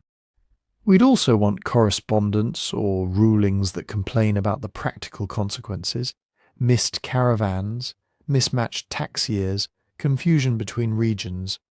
Real-world friction leaves a paper trail. So far, the hard evidence looks more like this. Texts that passionately argue for 364 as the correct, revealed structure of sacred time. Community rules that schedule internal festivals and covenant renewals according to it. Polemics against those who follow another pattern. That tells us the idea mattered, that it organized ritual life for some groups. Whether it also ran their grain accounts and court dates is a more open question.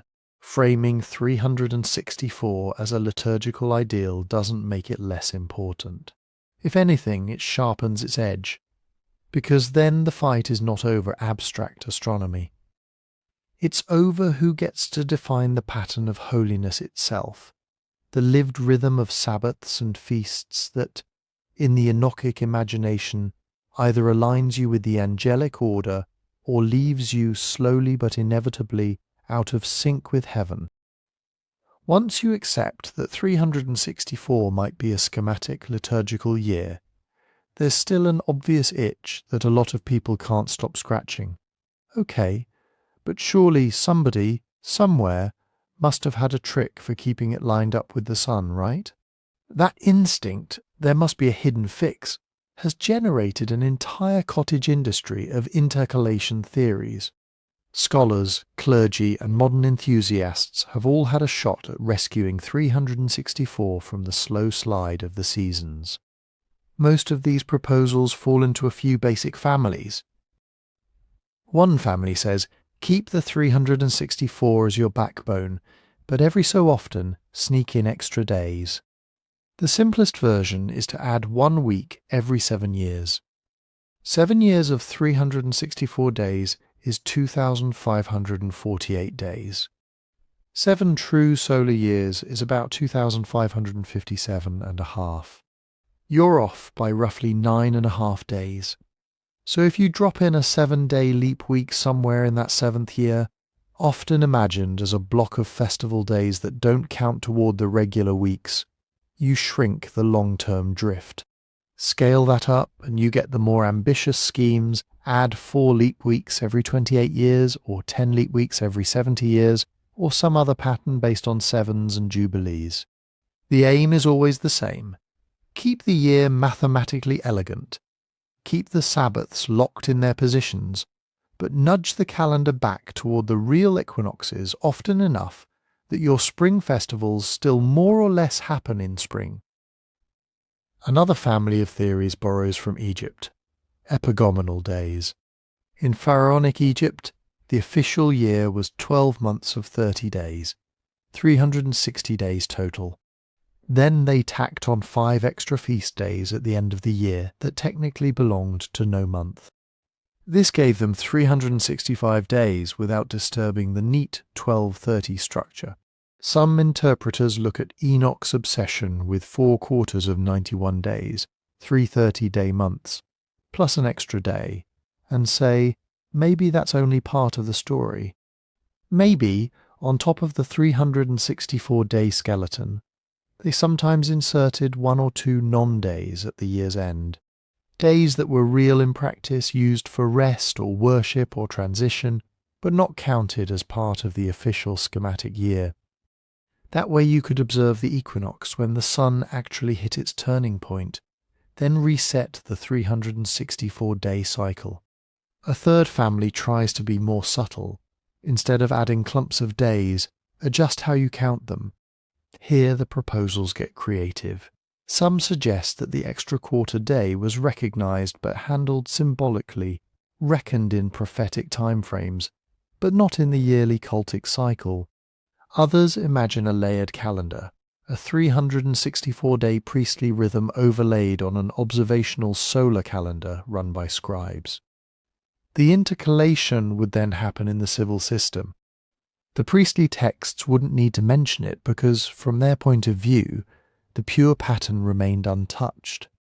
On paper, many of these ideas can be made to work, at least for a few centuries. But then you have to ask the awkward question, what do the texts actually say? In the Astronomical Book, the year is described in elaborate detail. The sun moves through 6 gates in the horizon. The lengths of days and nights are given in fractions.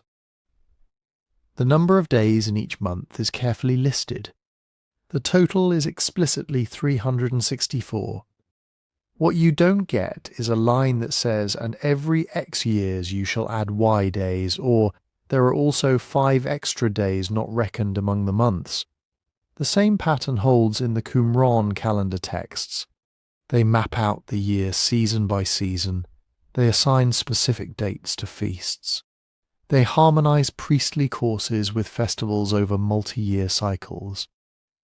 They do this with an almost obsessive love of order. And again, in the surviving material, there is no explicit mechanical rule for intercalation, no instruction to insert a week, no festival of extra days that we can clearly identify as a leap device. That silence matters. Historians are used to working with gaps. Ancient texts almost never tell us everything we'd like. But there are some things that, if they existed, you'd expect to leave a strong textual footprint. A systematic rule for adding days to the sacred year is one of those. We know this because other cultures that did use intercalation talk about it. Babylonian records spell out which years get an extra month, and sometimes why. Greek city-states left decrees regulating when an embolemos month should be inserted.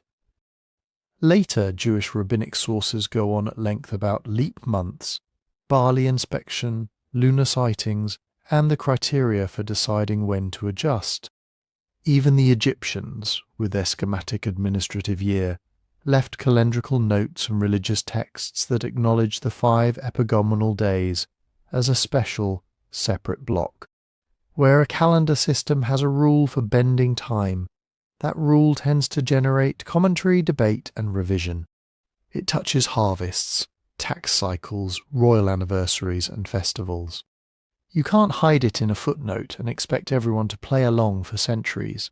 So when the Enochic and Qumran materials are loud about 364, loud about the right days for feasts, loud about the sins of those who follow wrong calendars, but quiet about any extra days, that isn't just an accident of preservation. It's at least suggestive, that hasn't stopped later readers from trying to complete the picture. Medieval Jewish commentators, Christian chronologists, and modern researchers have all tried to repair the Enochic calendar so that it stays in lockstep with a 365-day sun. Some propose that the intercalations were a kind of oral secret, held by an initiated priestly elite. Others imagine that the leap pattern was deliberately veiled in symbolic numbers, only decodable with the right key. There's a psychology at work here. We are uncomfortable with systems that don't quite match. We prefer to believe that if an ancient text gets this close to the true solar year, it must have nailed the rest in some hidden way. That the ancients couldn't possibly have tolerated a calendar that drifted a day every 4 years without trying to patch it. But that assumption may be more about us than about them. If the Enochic 364-day year was primarily a liturgical schematic, they may not have felt the same pressure to make it astronomically perfect. The fact that some spring festivals would slowly creep forward against the real equinox might have been irritant enough to inspire polemic, but not enough to rewrite the heavenly pattern they believed had been revealed. And that has implications for big claims people make today. If there was a clear operational leap rule attached to the Enochic calendar, then in theory you could extend that system forward and backward and try to map biblical events, or even later history, onto specific weekdays and dates. That's exactly what some modern chronologists attempt. Construct a mathematically precise Enochic calendar, then use it like a decoder ring to line up prophecy, history, and astronomy. But if, as far as our surviving sources show, there is no agreed, anciently attested intercalation rule, If 364 functions as a schematic liturgical year with no built-in mechanical fix, then the ground under those reconstructions gets much shakier. Any leap pattern you impose is a modern choice, a guess. Maybe educated, maybe elegant, maybe numerically satisfying, but still a guess. Which means you can still study how 364 shaped Second Temple imagination. You can still analyze how it might underlie the structuring of Jubilees or apocalyptic visions. You can still ask whether particular communities tried to live by it more fully than others.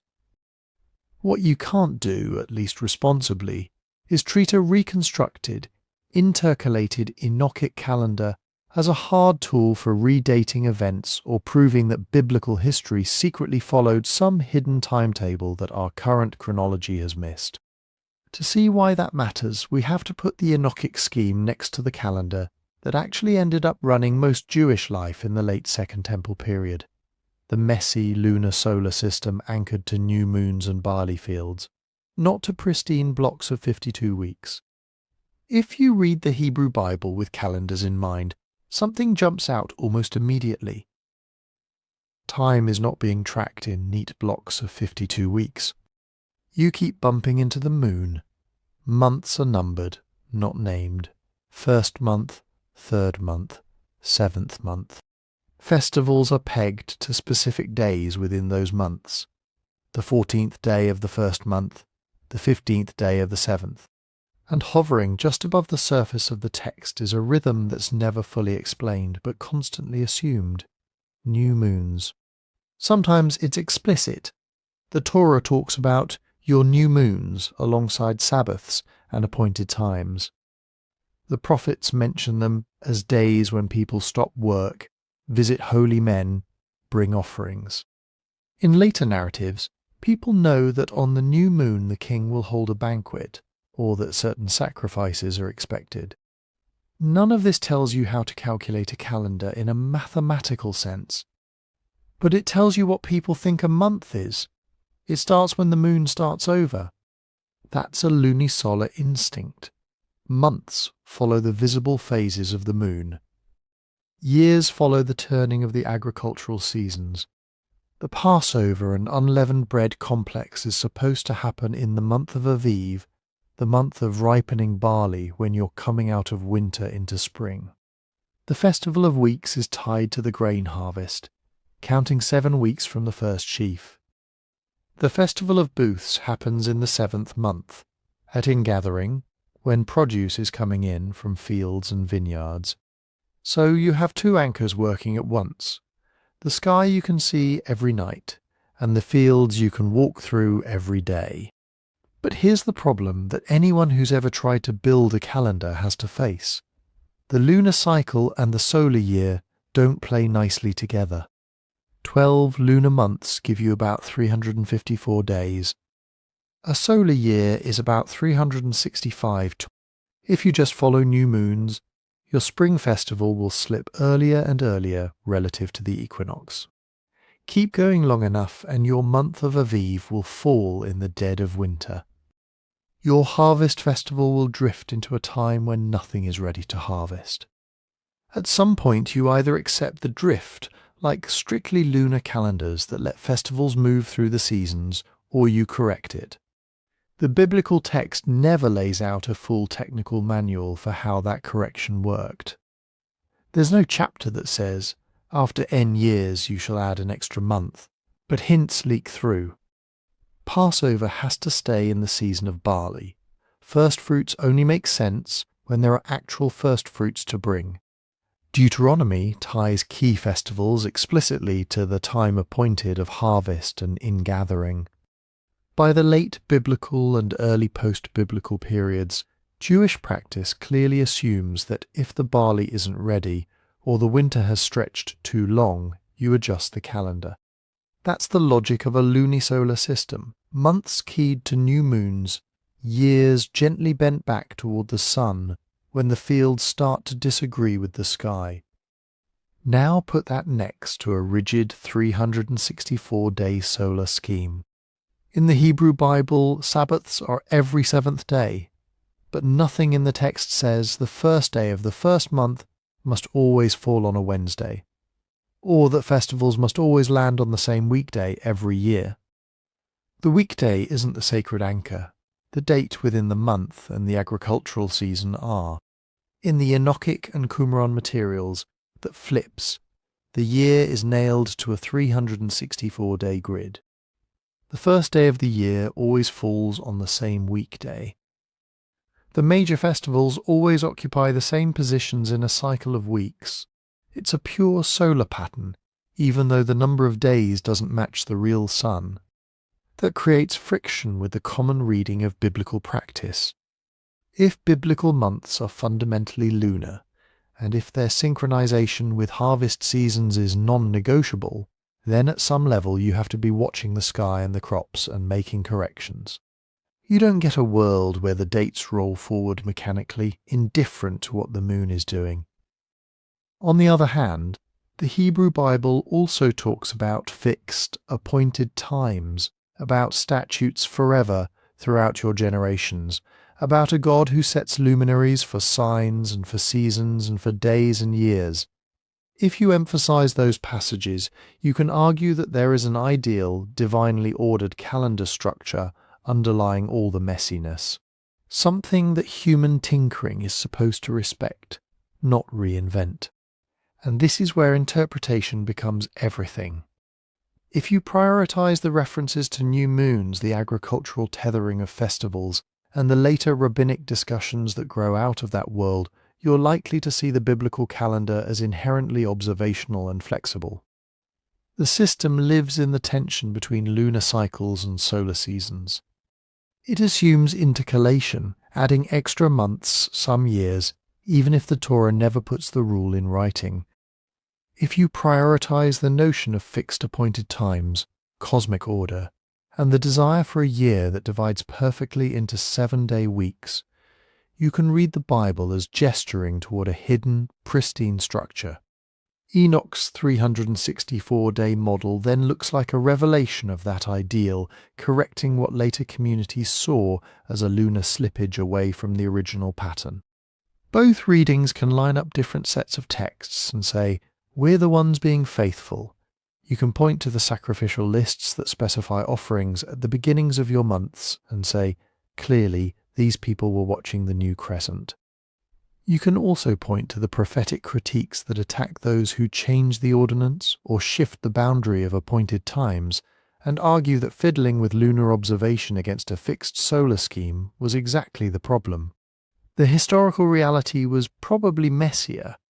Earlier Israelite practice seems to have been more fluid, rooted in local observation of the moon and the agricultural cycle, with royal or priestly authorities declaring new months and, when needed, extra months. Over time, especially as communities spread and central temple authority became more contested, the pressure to standardize increased. You see hints of this already in late biblical books. It becomes explicit in Second Temple and Rabbinic sources. By the time you get to the Enochic and Qumran texts, some groups are looking back at that jumble and saying, in effect, enough. The heavens run on a clock. God revealed it. We're going to follow that, not the fickle moon. So the same Bible that describes new moons and barley sheaves becomes ammunition for different projects. One side says the calendar must breathe with the sky and the soil. New moons matter. Intercalation is a necessary act of obedience to the command that Passover be in spring and harvest festivals happen at harvest. The other side says the calendar must mirror a higher, unchanging pattern. The sun's circuit is the real backbone. The moon is a subordinate light that has led people astray when they chased it instead of the fixed order laid out from creation. And because the biblical texts never spell out a single detailed algorithm, they can be marshalled in both directions. That ambiguity is what made the later calendar debates so intense. Everyone claimed scripture. Everyone claimed to be restoring the true order. The battle lines weren't between biblical and unbiblical, but between rival ways of reading the same verses. To see how that played out in practice, we have to follow the story forward. into the period when Jewish authorities began to lock down a single authoritative way of tracking time, and to treat alternative schemes, like the Enochic 364-day year, as not just mistaken, but dangerous. After 70 CE, the entire landscape shifts. The temple is gone. The sacrificial system that had anchored festival life for centuries is suddenly impossible. The priestly families who once controlled access to the altar have lost their main platform. And with that collapse comes something less visible but just as important: the loss of a calendar centre. Before, even if practice was messy on the ground, there was at least a theoretical idea that Jerusalem set the rhythm. Pilgrimage festivals, priestly rotations, national fasts, they all assumed some kind of shared clock radiating out from the temple. Once that building is a smouldering ruin, the question is open. Who gets to say what day it is? You can't understand the fate of Enoch's 364-day year without that backdrop. In the late Second Temple period, the calendar was one of several battlefields where different groups tried to claim that they, not their rivals, represented the true Israel. Qumran, Jubilees, Enochic circles. These movements didn't just offer alternative dates, they framed their system as the only valid one, and everyone else as corrupt. But when Rome tears down the temple, the sectarian map doesn't just continue as is. Many of those alternative groups disappear from the historical record. Others are swallowed into larger currents. And one particular stream of Pharisaic and scribal Judaism survives, and slowly hardens into what we know as Rabbinic Judaism. That survival comes at a cost, and with a strategy. If you're trying to rebuild Jewish life without a temple, you need stability. You need practices that can work in scattered communities from Babylon to Alexandria. You need a way of telling people in different cities, or even different empires, we will all fast here, we will all celebrate there, that pushes you over time toward calculation. In the earlier world, declaring a new month was often described as observational. Witnesses see the new crescent, they report to authorities, the court sanctifies the month. The barley is inspected. If it's not ready, maybe you add a leap month. The story is tied to eyes and fields and local conditions. But running an entire post-temple religious system on that kind of localized observation becomes harder as the community fragments and spreads. By the 2nd and 3rd centuries, rabbis are already wrestling with practical problems. What happens when clouds obscure the moon, or witnesses don't arrive, or far-flung communities can't get the news in time? The long-term solution is to flip the default. Instead of the month existing only when witnesses see the moon, the month exists according to a pre-known pattern. Instead of scrambling to correct after the fact, you anticipate and compute. You still use the moon and the seasons as the ultimate reference points, but you encapsulate them in rules. That's the logic that eventually produces a fully calculated rabbinic calendar. Months of 29 or 30 days arranged according to a set cycle, leap years inserted on a regulated pattern, new moons and festivals, predictable years in advance. It doesn't happen overnight. The early rabbinic period still talks about witnesses and court proclamations. But the trajectory is clear. The centre of gravity is moving from observation to calculation, from we saw the moon to we know when the moon will be there. Once that shift is underway, the sectarian solar schemes of the Second Temple period lose their foothold. A 364-day calendar that refuses to acknowledge the new crescent, that locks every festival to a fixed weekday, that treats the sun's neat multiples of 7 as more important than what's actually happening in the sky. There's no institutional space for that in the emerging rabbinic consensus. Not because the rabbis sat down and wrote a long refutation of Enoch. In most cases, they probably didn't have Enoch in front of them at all. They were responding to living practices, groups that delayed festivals, kept Sabbaths on different days, or refused to join communal fasts because their calculations said the time was off. Those groups become the others, the ones you warn students about with a mixture of frustration and caricature. Over generations, the details blur. The vivid memory of those people who kept the wrong day shrinks into formulaic accusations.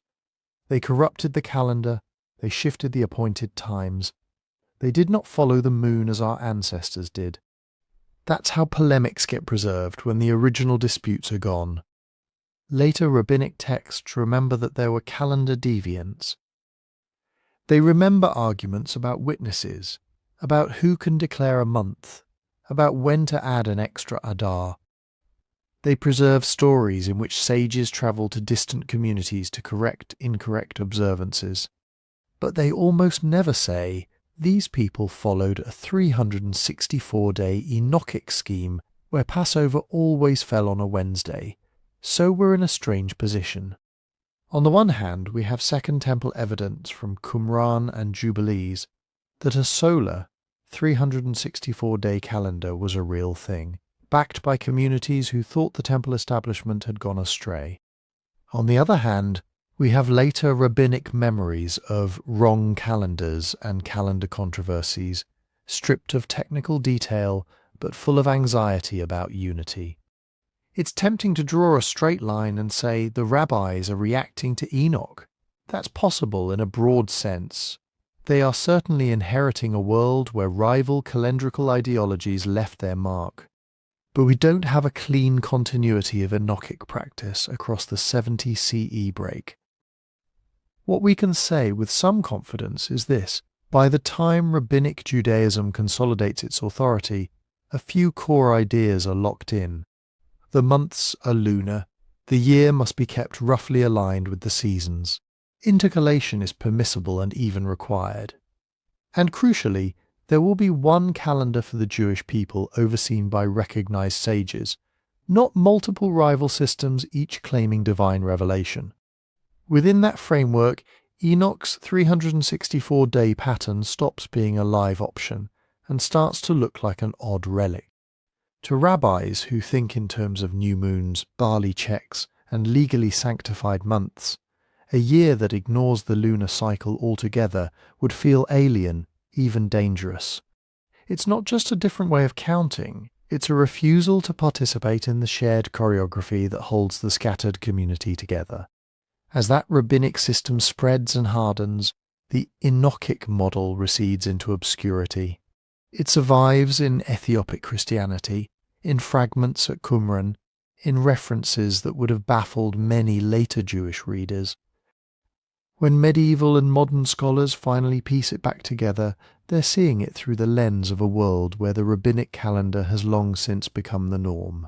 And that lens exaggerates the strangeness. A 364-day year with festivals fixed to weekdays looks bizarre if your baseline is the lunisolar calculated system that came to define Jewish practice. It looks like a timeline that simply doesn't fit our history, where our means the post-temple rabbinic trajectory that actually survived. But if you zoom back to the Second Temple period, before the collapse and before standardization, Enoch's scheme doesn't look like an inexplicable anomaly. It looks like one of several competing answers to the same question: who owns sacred time? The difference is that, after 70 CE, only one of those answers gets to define the future. The others become fragments, accusations, and half-remembered stories about people who followed the wrong calendar. When the temple falls and Rabbinic Judaism slowly coalesces around a single lunisolar calendar, another story is just beginning on the Christian side. And Enoch is right there, in the middle of the mess. If you open some early Christian writings, the surprise isn't that Enoch shows up, it's how at home he feels. The letter of Jude, tucked near the end of the New Testament, actually quotes one Enoch, almost word for word. Early Christian authors like Tertullian treat Enoch as if it has real prophetic weight, especially its visions of angels, judgment, and the flood. Why would followers of Jesus care about a strange Second Temple text that never made it into the emerging Jewish canon? Because early Christianity is built inside that very Second Temple world. The first Jesus followers are Jews. They know the same scriptures, walk the same streets, argue about the same things. They inherit the same calendar anxiety, and they are obsessed, utterly obsessed with questions of timing. When is the Messiah coming back? How do the last days map onto Daniel's weeks, or Jubilee cycles, or prophetic times and seasons? How long until the final judgment? In a world like that, a book like Enoch is a goldmine. Enoch doesn't just tell stories about angels gone wrong. It gives structured visions of history, numbered periods, heavenly tablets where the course of time is written out in advance.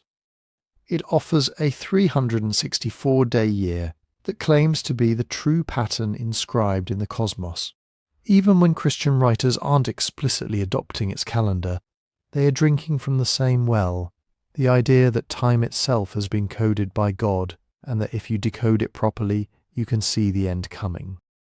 You can feel this in the way early Christians read signs. Paul writes to communities telling them they are living in an urgent moment, that the night is far gone, the day is at hand. The Book of Revelation structures history into cycles, sevens upon sevens, trumpets and bowls and numbered plagues. This way of thinking, history as a set of pre-written segments, resonates deeply with the Enochic imagination, where weeks of history roll toward a final, decisive judgment. But there's a catch. The more Christian leaders lean into Enochic themes, the watchful angels, the heavenly journeys, the number-coded ages, the harder it is to control what people do with them. If a text tells you that the true heavenly year is a perfect 364 days, if it insists that the appointed times are fixed, pure and unchangeable, if it hints that those who follow the wrong calendar will miss out on salvation, that's not just theology. That's an invitation to question your neighbour's dates. Some early Christian writers seem comfortable with this. They use Enoch to talk about cosmic rebellion, demonic corruption, and the looming judgment of the wicked. Others start to get nervous. By the 3rd and 4th centuries, when church leaders are trying to unify doctrine and practice across vast territories, a book that fuels alternative timelines becomes a problem. That's where the anxiety comes in. On the one hand, there is real influence. Enoch shapes angelology, the Christian hierarchy of angels and demons. It shapes apocalyptic imagination, the idea of a pre-scripted end of days, with books opened and secrets revealed. It probably shapes, in a loose way, how some Christians think about symbolic periods, sevens, jubilees, and numbered ages of the world. On the other hand, the Church never fully owns Enoch. It never becomes part of the standard Greek and Latin biblical collections in the West. It lingers at the edges, quoted, admired, suspected. Part of that suspicion is doctrinal. Questions about the fall of angels, about marriage in heaven, about how much power demons have. But there's also a quiet attention about time. As Christianity moves from small, scattered communities to an imperial religion under Constantine and his successors, calendar disputes shift from being intra-Jewish squabbles to intra-Christian ones. And the flashpoint isn't Passover anymore, it's Pascha, Easter. You can think of the Easter debates as a kind of distant echo of the earlier Enochic fight over sacred time. Christians agree that Easter should be connected, somehow, to Passover and to the spring. But they do not agree on how. Some communities keep it on the Sunday after 14 Nisan, following the Jewish date. Others celebrate it on the 14th itself, regardless of the weekday, the so-called quartodecimans. Still others argue for fully independent Christian calculations, using equinoxes and full moons defined by church rules, not by local Jewish observation. Beneath the technicalities is the same question Enoch raised: who has the right calendar? Is sacred time anchored in Jewish reckoning, with its moons and barley, or in a pure, more abstract Christian scheme tied to the equinox and a theological idea of Resurrection Sunday?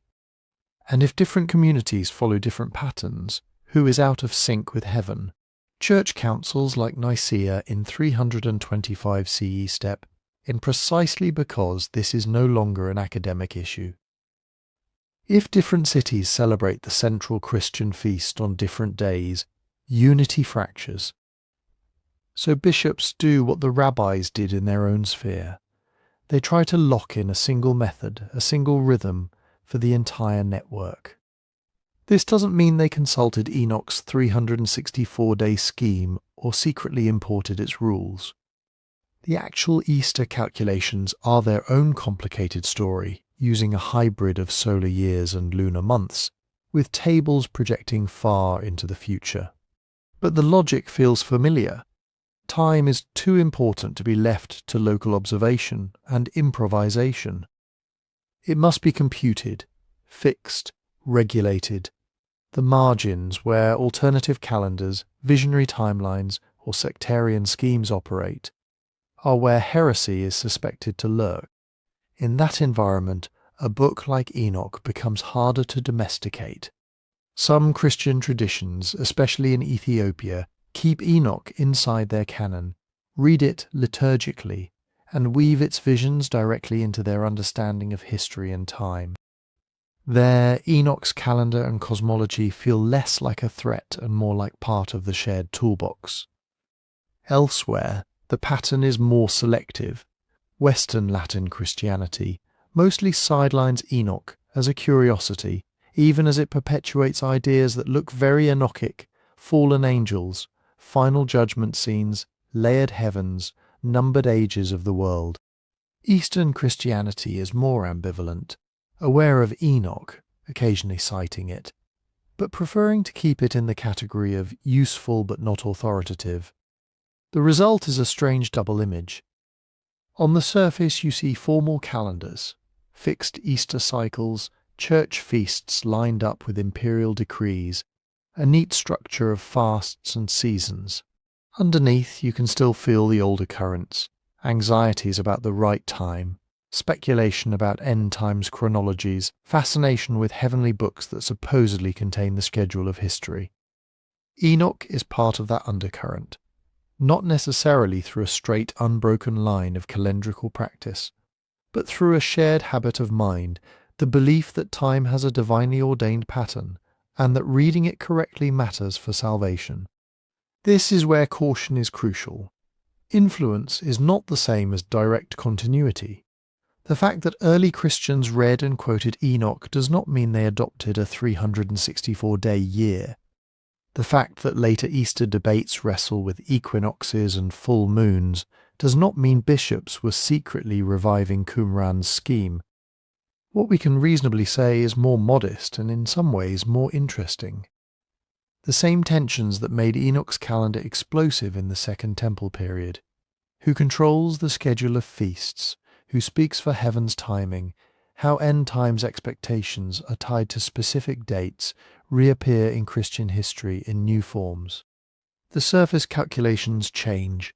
The underlying struggle over sacred time persists. And the Book of Enoch, even when it's not on the official reading list, never quite lets that struggle go. If you follow this trail into modern discussions, especially online, you quickly hit a sharp turn.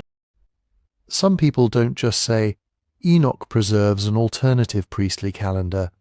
They say Enoch proves our entire history is off. The timeline is rigged. The calendar we use today is a lie. Here it's crucial to separate two very different kinds of timeline claims.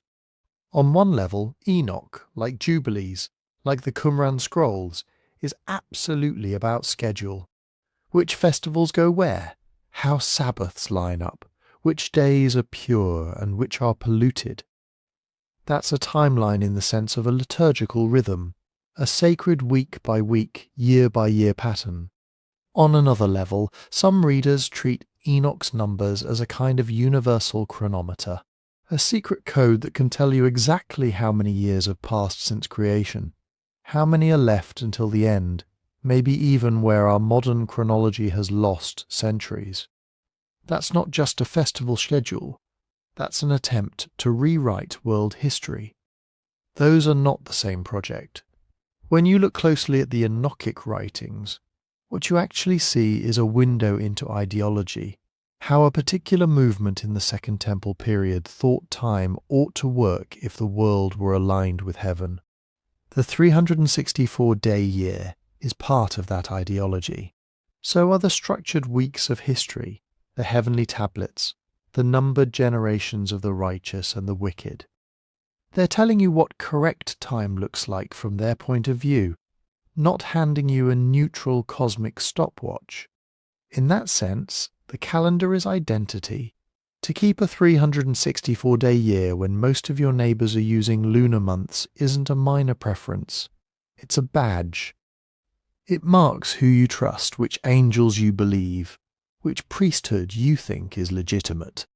It encodes a theology of time, that God's order is regular, symmetrical, unchanging, and that any deviation, any calendar that wanders, is proof of corruption. That's powerful. It tells us about sectarian boundaries, about how different groups imagined history unfolding, about the emotional weight of being in sync with God's plan. But notice what it does not give you. It does not give you a precise, continuous, checkable chronology from creation to the present that can be lined up against Babylonian archives, Egyptian regnal lists, Roman consular dates, Chinese court records, and so on. It doesn't even try. The visions in Enoch use large, rounded structures, tens, hundreds, symbolic weeks of years. They talk in patterns, not in day-by-day documentary detail. They are more like theological timelines than bureaucratic ledgers. This is where a lot of modern leaps go wrong. You'll see claims that because Enoch uses 364 days, our modern 365.2422 day year must be a post-flood corruption, or that there are missing years in our calendar that only Enoch can restore, or that if you decode Enoch's weeks correctly, you can prove that some major historical event, say the birth of Jesus or the fall of the Temple, has been misdated by decades or centuries. Sometimes it goes even further. Conspiracies about Vatican chronologists deleting years, or imperial authorities reshuffling history to hide prophecies that already came true. The problem isn't that chronology has always been perfect. It hasn't. Ancient rulers inflated regnal years, scribes made mistakes. Different cultures started their years in different months, or counted inclusively versus exclusively. Chronology is messy. The problem is methodological. You don't fix those messes by taking a visionary Second Temple text, treating its symbolic numbers as a master key, and then bending every other source to fit. Historians who work on ancient chronology use a brutal, boring toolkit. They compare independent lines of evidence, king lists, astronomical diaries, dated contracts, eclipses, comet reports, dendrochronology, radiocarbon, ice cores. They look for events that can be pinned down from multiple directions. A lunar eclipse recorded in both cuneiform tablets and Chinese annals, for example. They check how calendars were actually implemented on the ground, not just how a sect thought they should be. If someone says Enoch proves the entire global timeline is off by 200 years, the first questions you should ask are simple. Where is that in the manuscripts? Which language? What's the earliest copy? Does the same number show up in multiple textual traditions? Or is it based on a single late or questionable reading? What other sources from the same period talk about the same events? Do they agree? Disagree? Can you line them up with independently datable phenomena like eclipses or volcanic eruptions? And maybe the most important is this interpretation, treating Enoch like what it is, a product of a particular Jewish sectarian milieu, or like a modern spreadsheet with error-correcting powers. When extraordinary claims are made, provenance matters. Manuscripts matter. Comparanda. The other documents, inscriptions and data points from the same world matter. If a theory asks you to discard all of that in favour of a lone, esoteric reading of a visionary text, that's a red flag. None of this means the Enochic calendar mismatch is trivial. It isn't. The fact that some Jews in the Second Temple period were so committed to a 364-day scheme that they rewrote Genesis, composed new festival laws, and described heavenly angels enforcing it, that tells you something huge about how contested time was. The disconnect between that perfect non-drifting year and the messy observation-based lunisolar calendar of the Temple and later rabbis marks a real fault line in Jewish history. It feeds into debates about priesthood, scripture, authority, and eventually into Christian arguments about Easter and end times expectations. So does Enoch's calendar rewrite chronology? It rewrites sacred chronology inside a particular imagination. It rearranges the flow of festivals, the structure of history, the way you think about ages, jubilees, and judgment. What it almost certainly does not do is provide a secret, superior, globally accurate alternative to the complex, cross-checked chronologies historians build from many different sources. The real significance of the forbidden calendar lies less in correcting our clocks and more in exposing our anxieties.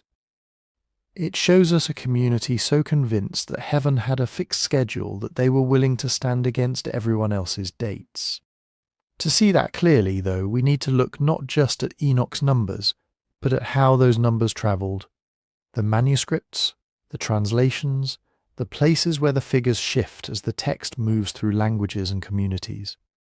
That's where we turn next. When you actually follow those numbers through history, the story gets even stranger.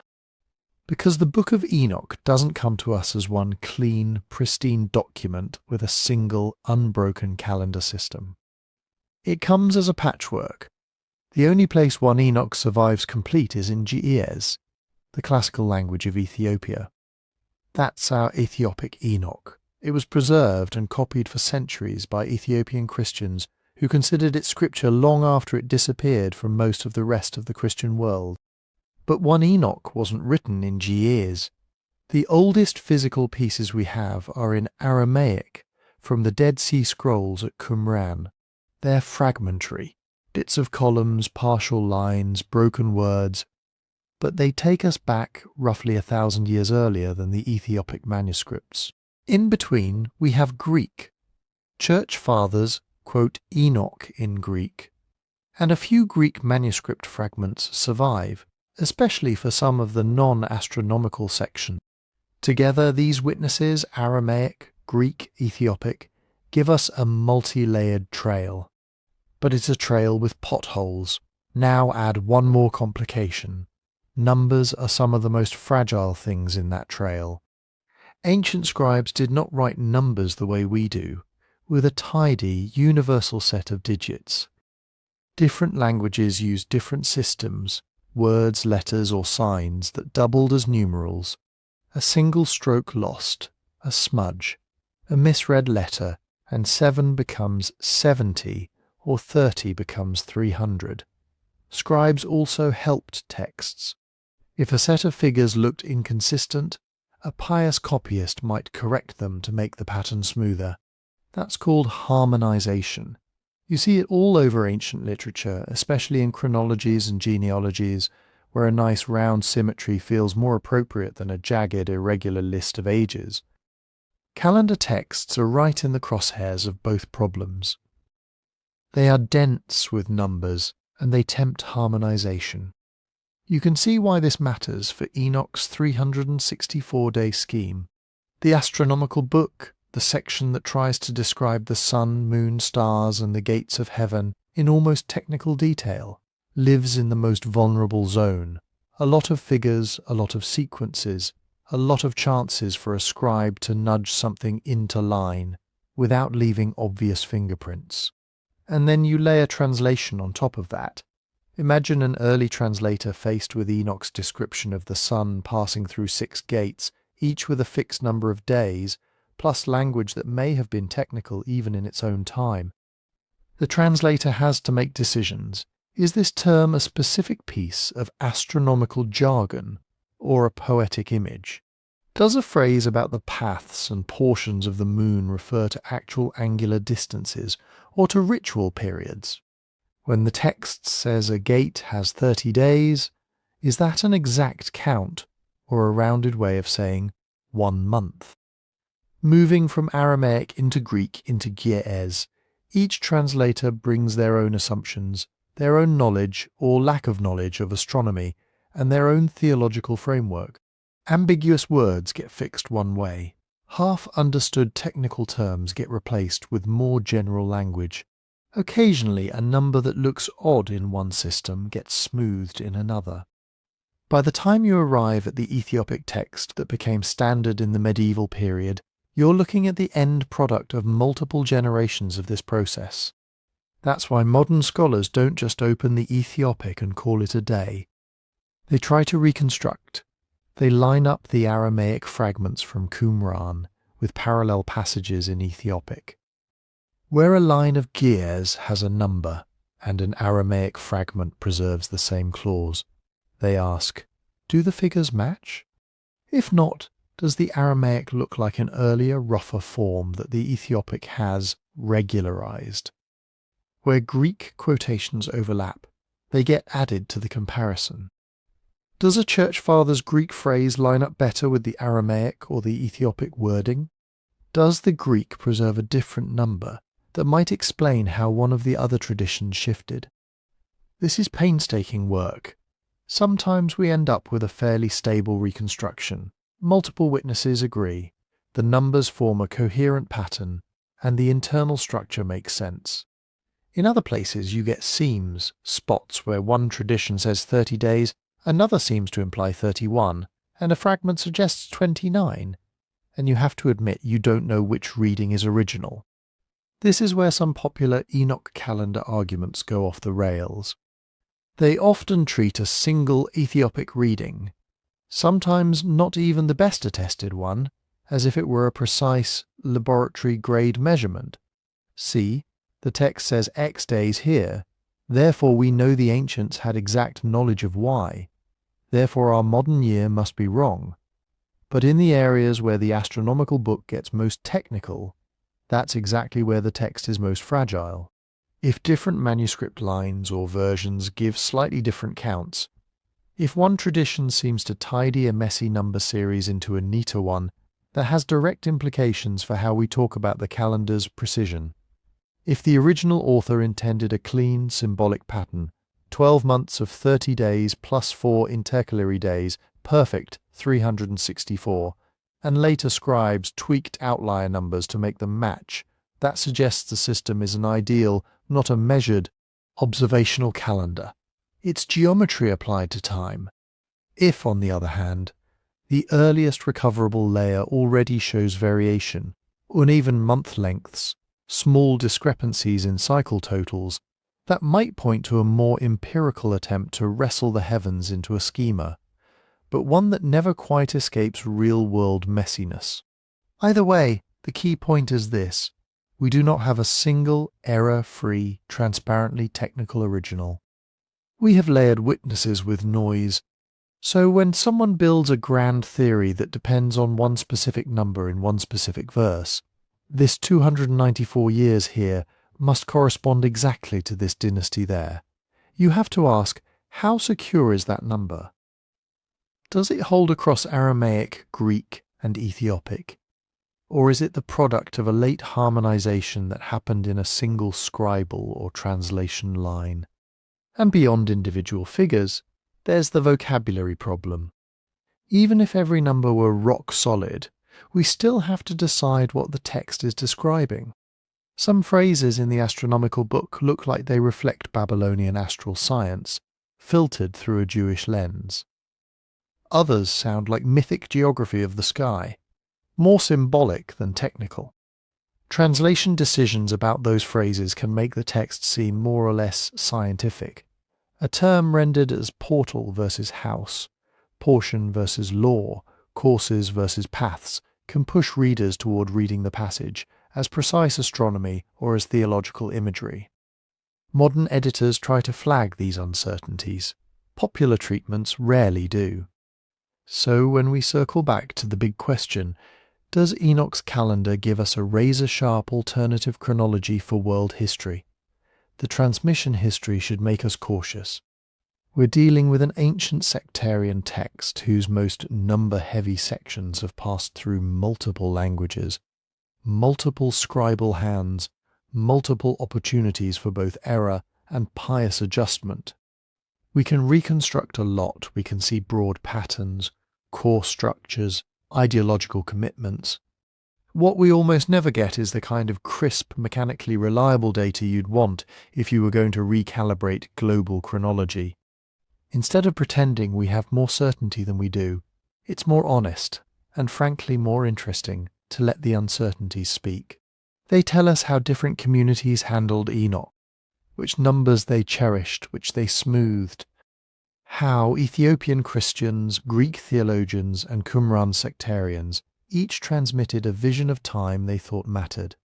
And that, in turn, helps us reframe the forbidden calendar itself, not as a hidden perfect stopwatch that somehow slipped through the fingers of history, but as a living tradition that shifted and flexed as it moved through languages, cultures, and debates. Once you see that, a new question opens up. If the numbers aren't a secret key to fix everyone else's timeline, what are they doing?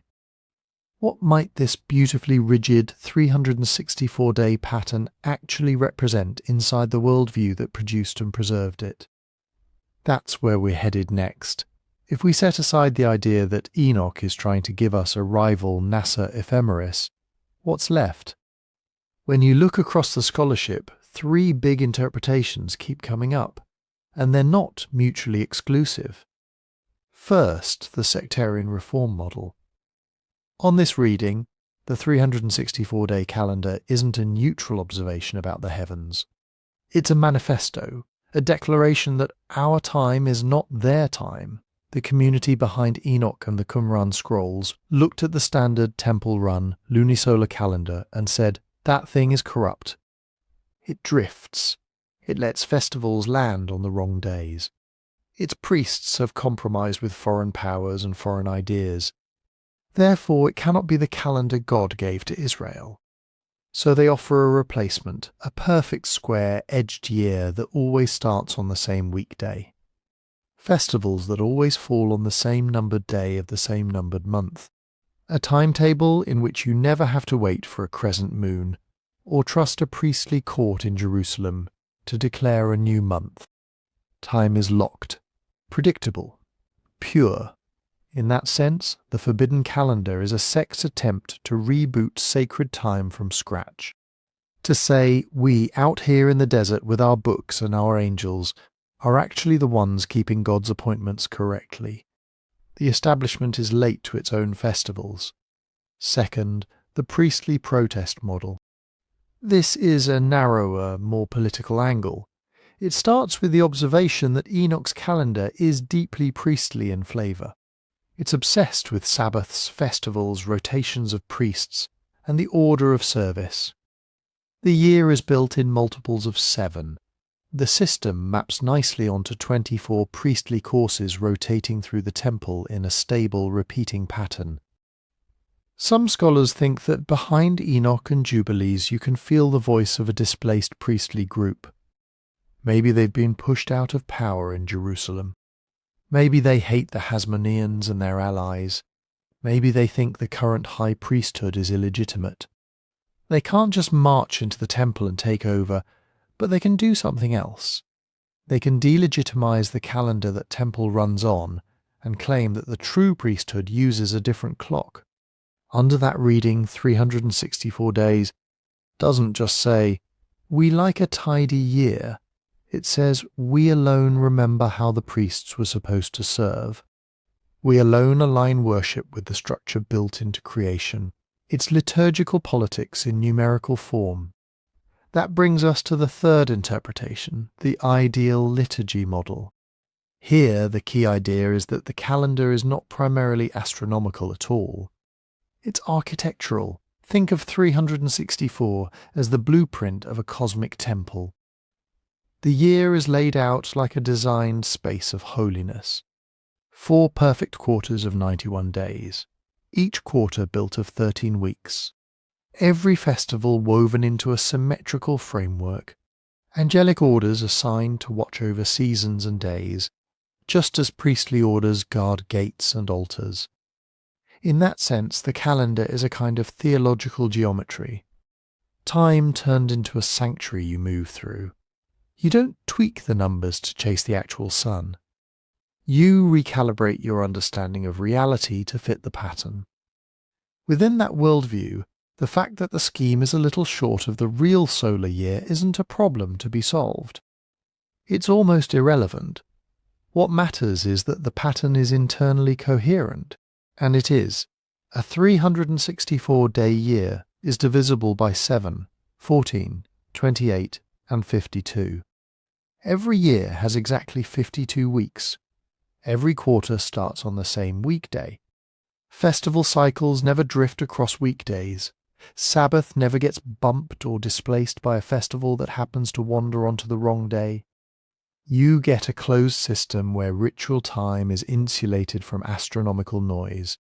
The internal logic is so tight that when later scribes smooth numbers, they almost always smooth them toward that ideal. 30, 30, 30 plus 1, quarter after quarter, 91, 91, 91, 91. Where does Qumran fit into this picture? It does 2 things at once. It strengthens the case that we're not just reading some isolated speculation in one Enoch. The same 364-day structure shows up in multiple Qumran texts. You get detailed priestly rotation schedules, festival lists, and even rival versions of biblical law that assume this calendar as their backbone. That tells us this wasn't just theory on a page, at least one real community tried to live by it. At the same time, Qumran leaves crucial things unresolved. None of the scrolls give us a clean, universally agreed upon leap year rule. We don't have an instruction manual saying, every X years, add Y days to catch the sun.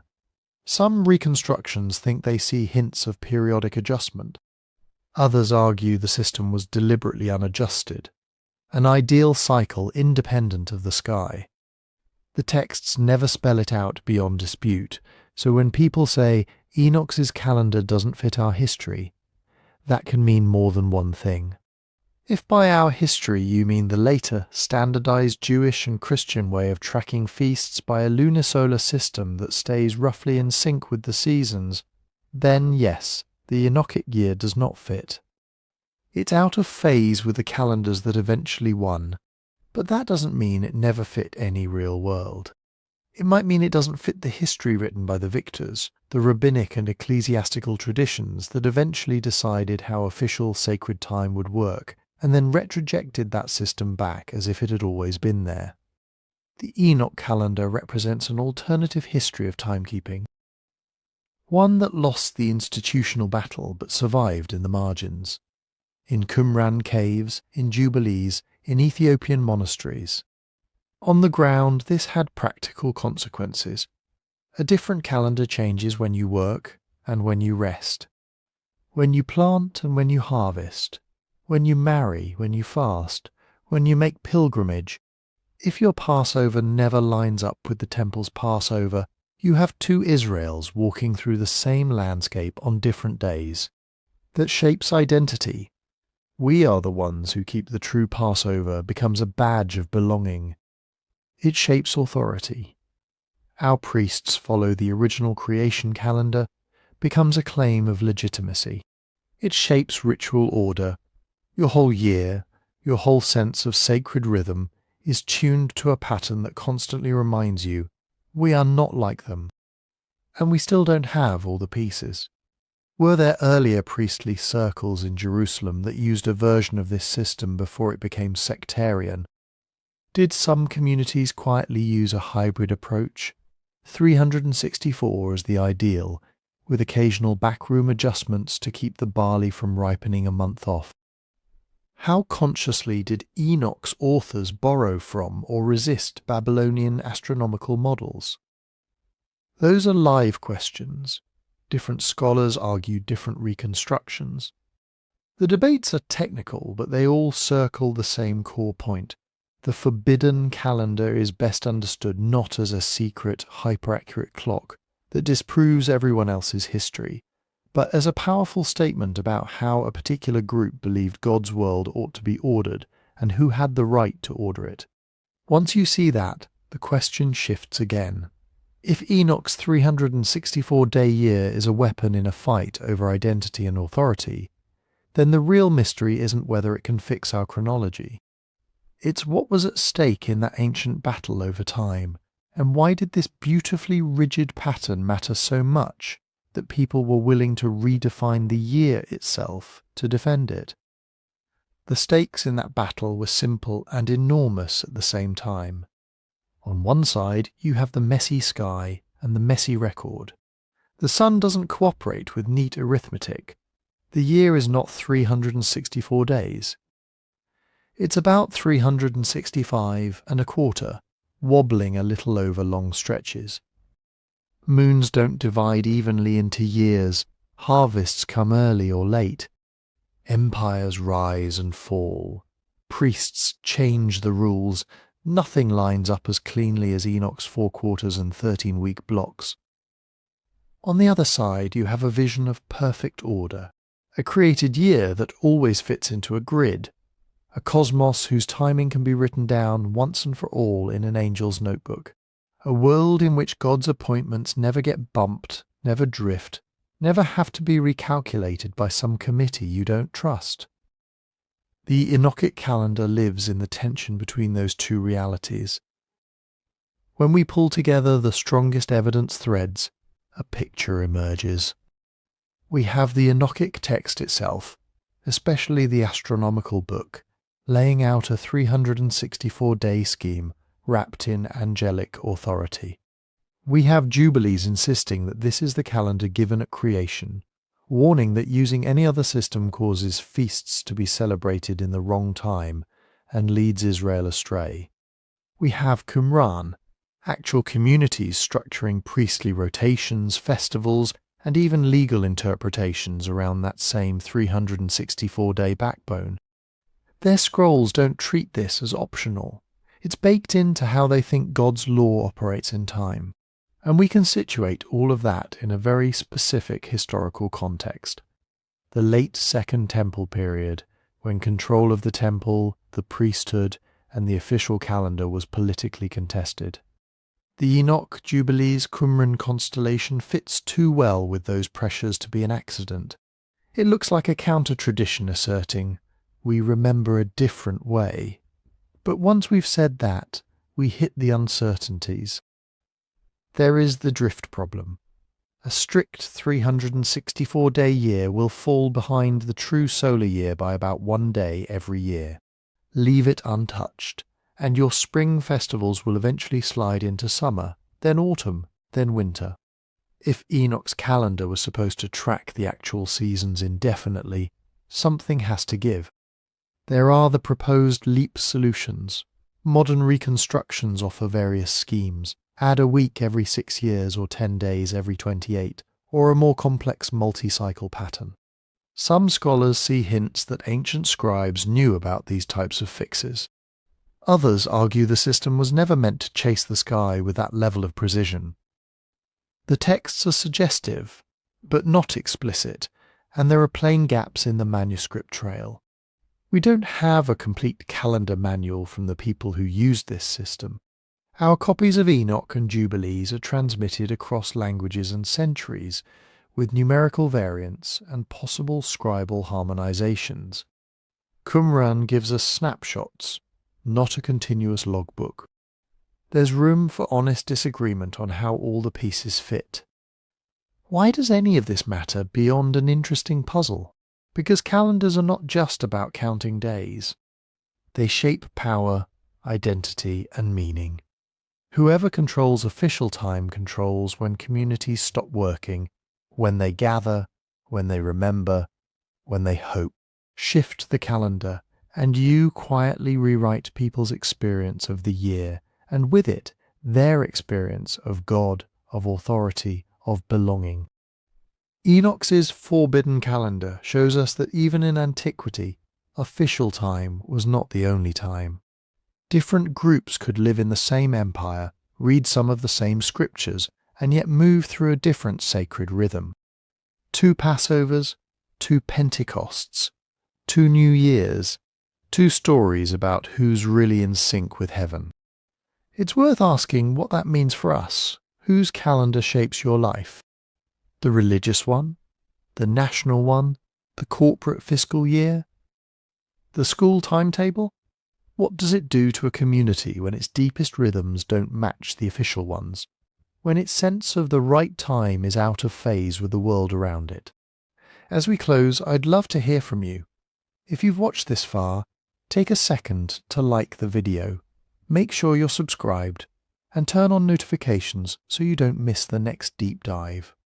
Drop a comment and tell me where you're listening from and how your own community marks sacred or special times. Are you on the same calendar as everyone around you, or do you feel slightly out of sync? And if you want to support this kind of long-form, research-heavy content in the best possible way, the number one thing you can do is listen on Spotify. The link is in the description. Every listen there helps keep projects like this sustainable. Because in the end, exploring something as strange as the Book of Enoch's calendar isn't just about ancient math. It's about who gets to say what time it really is, and what happens when some people decide to follow a different clock.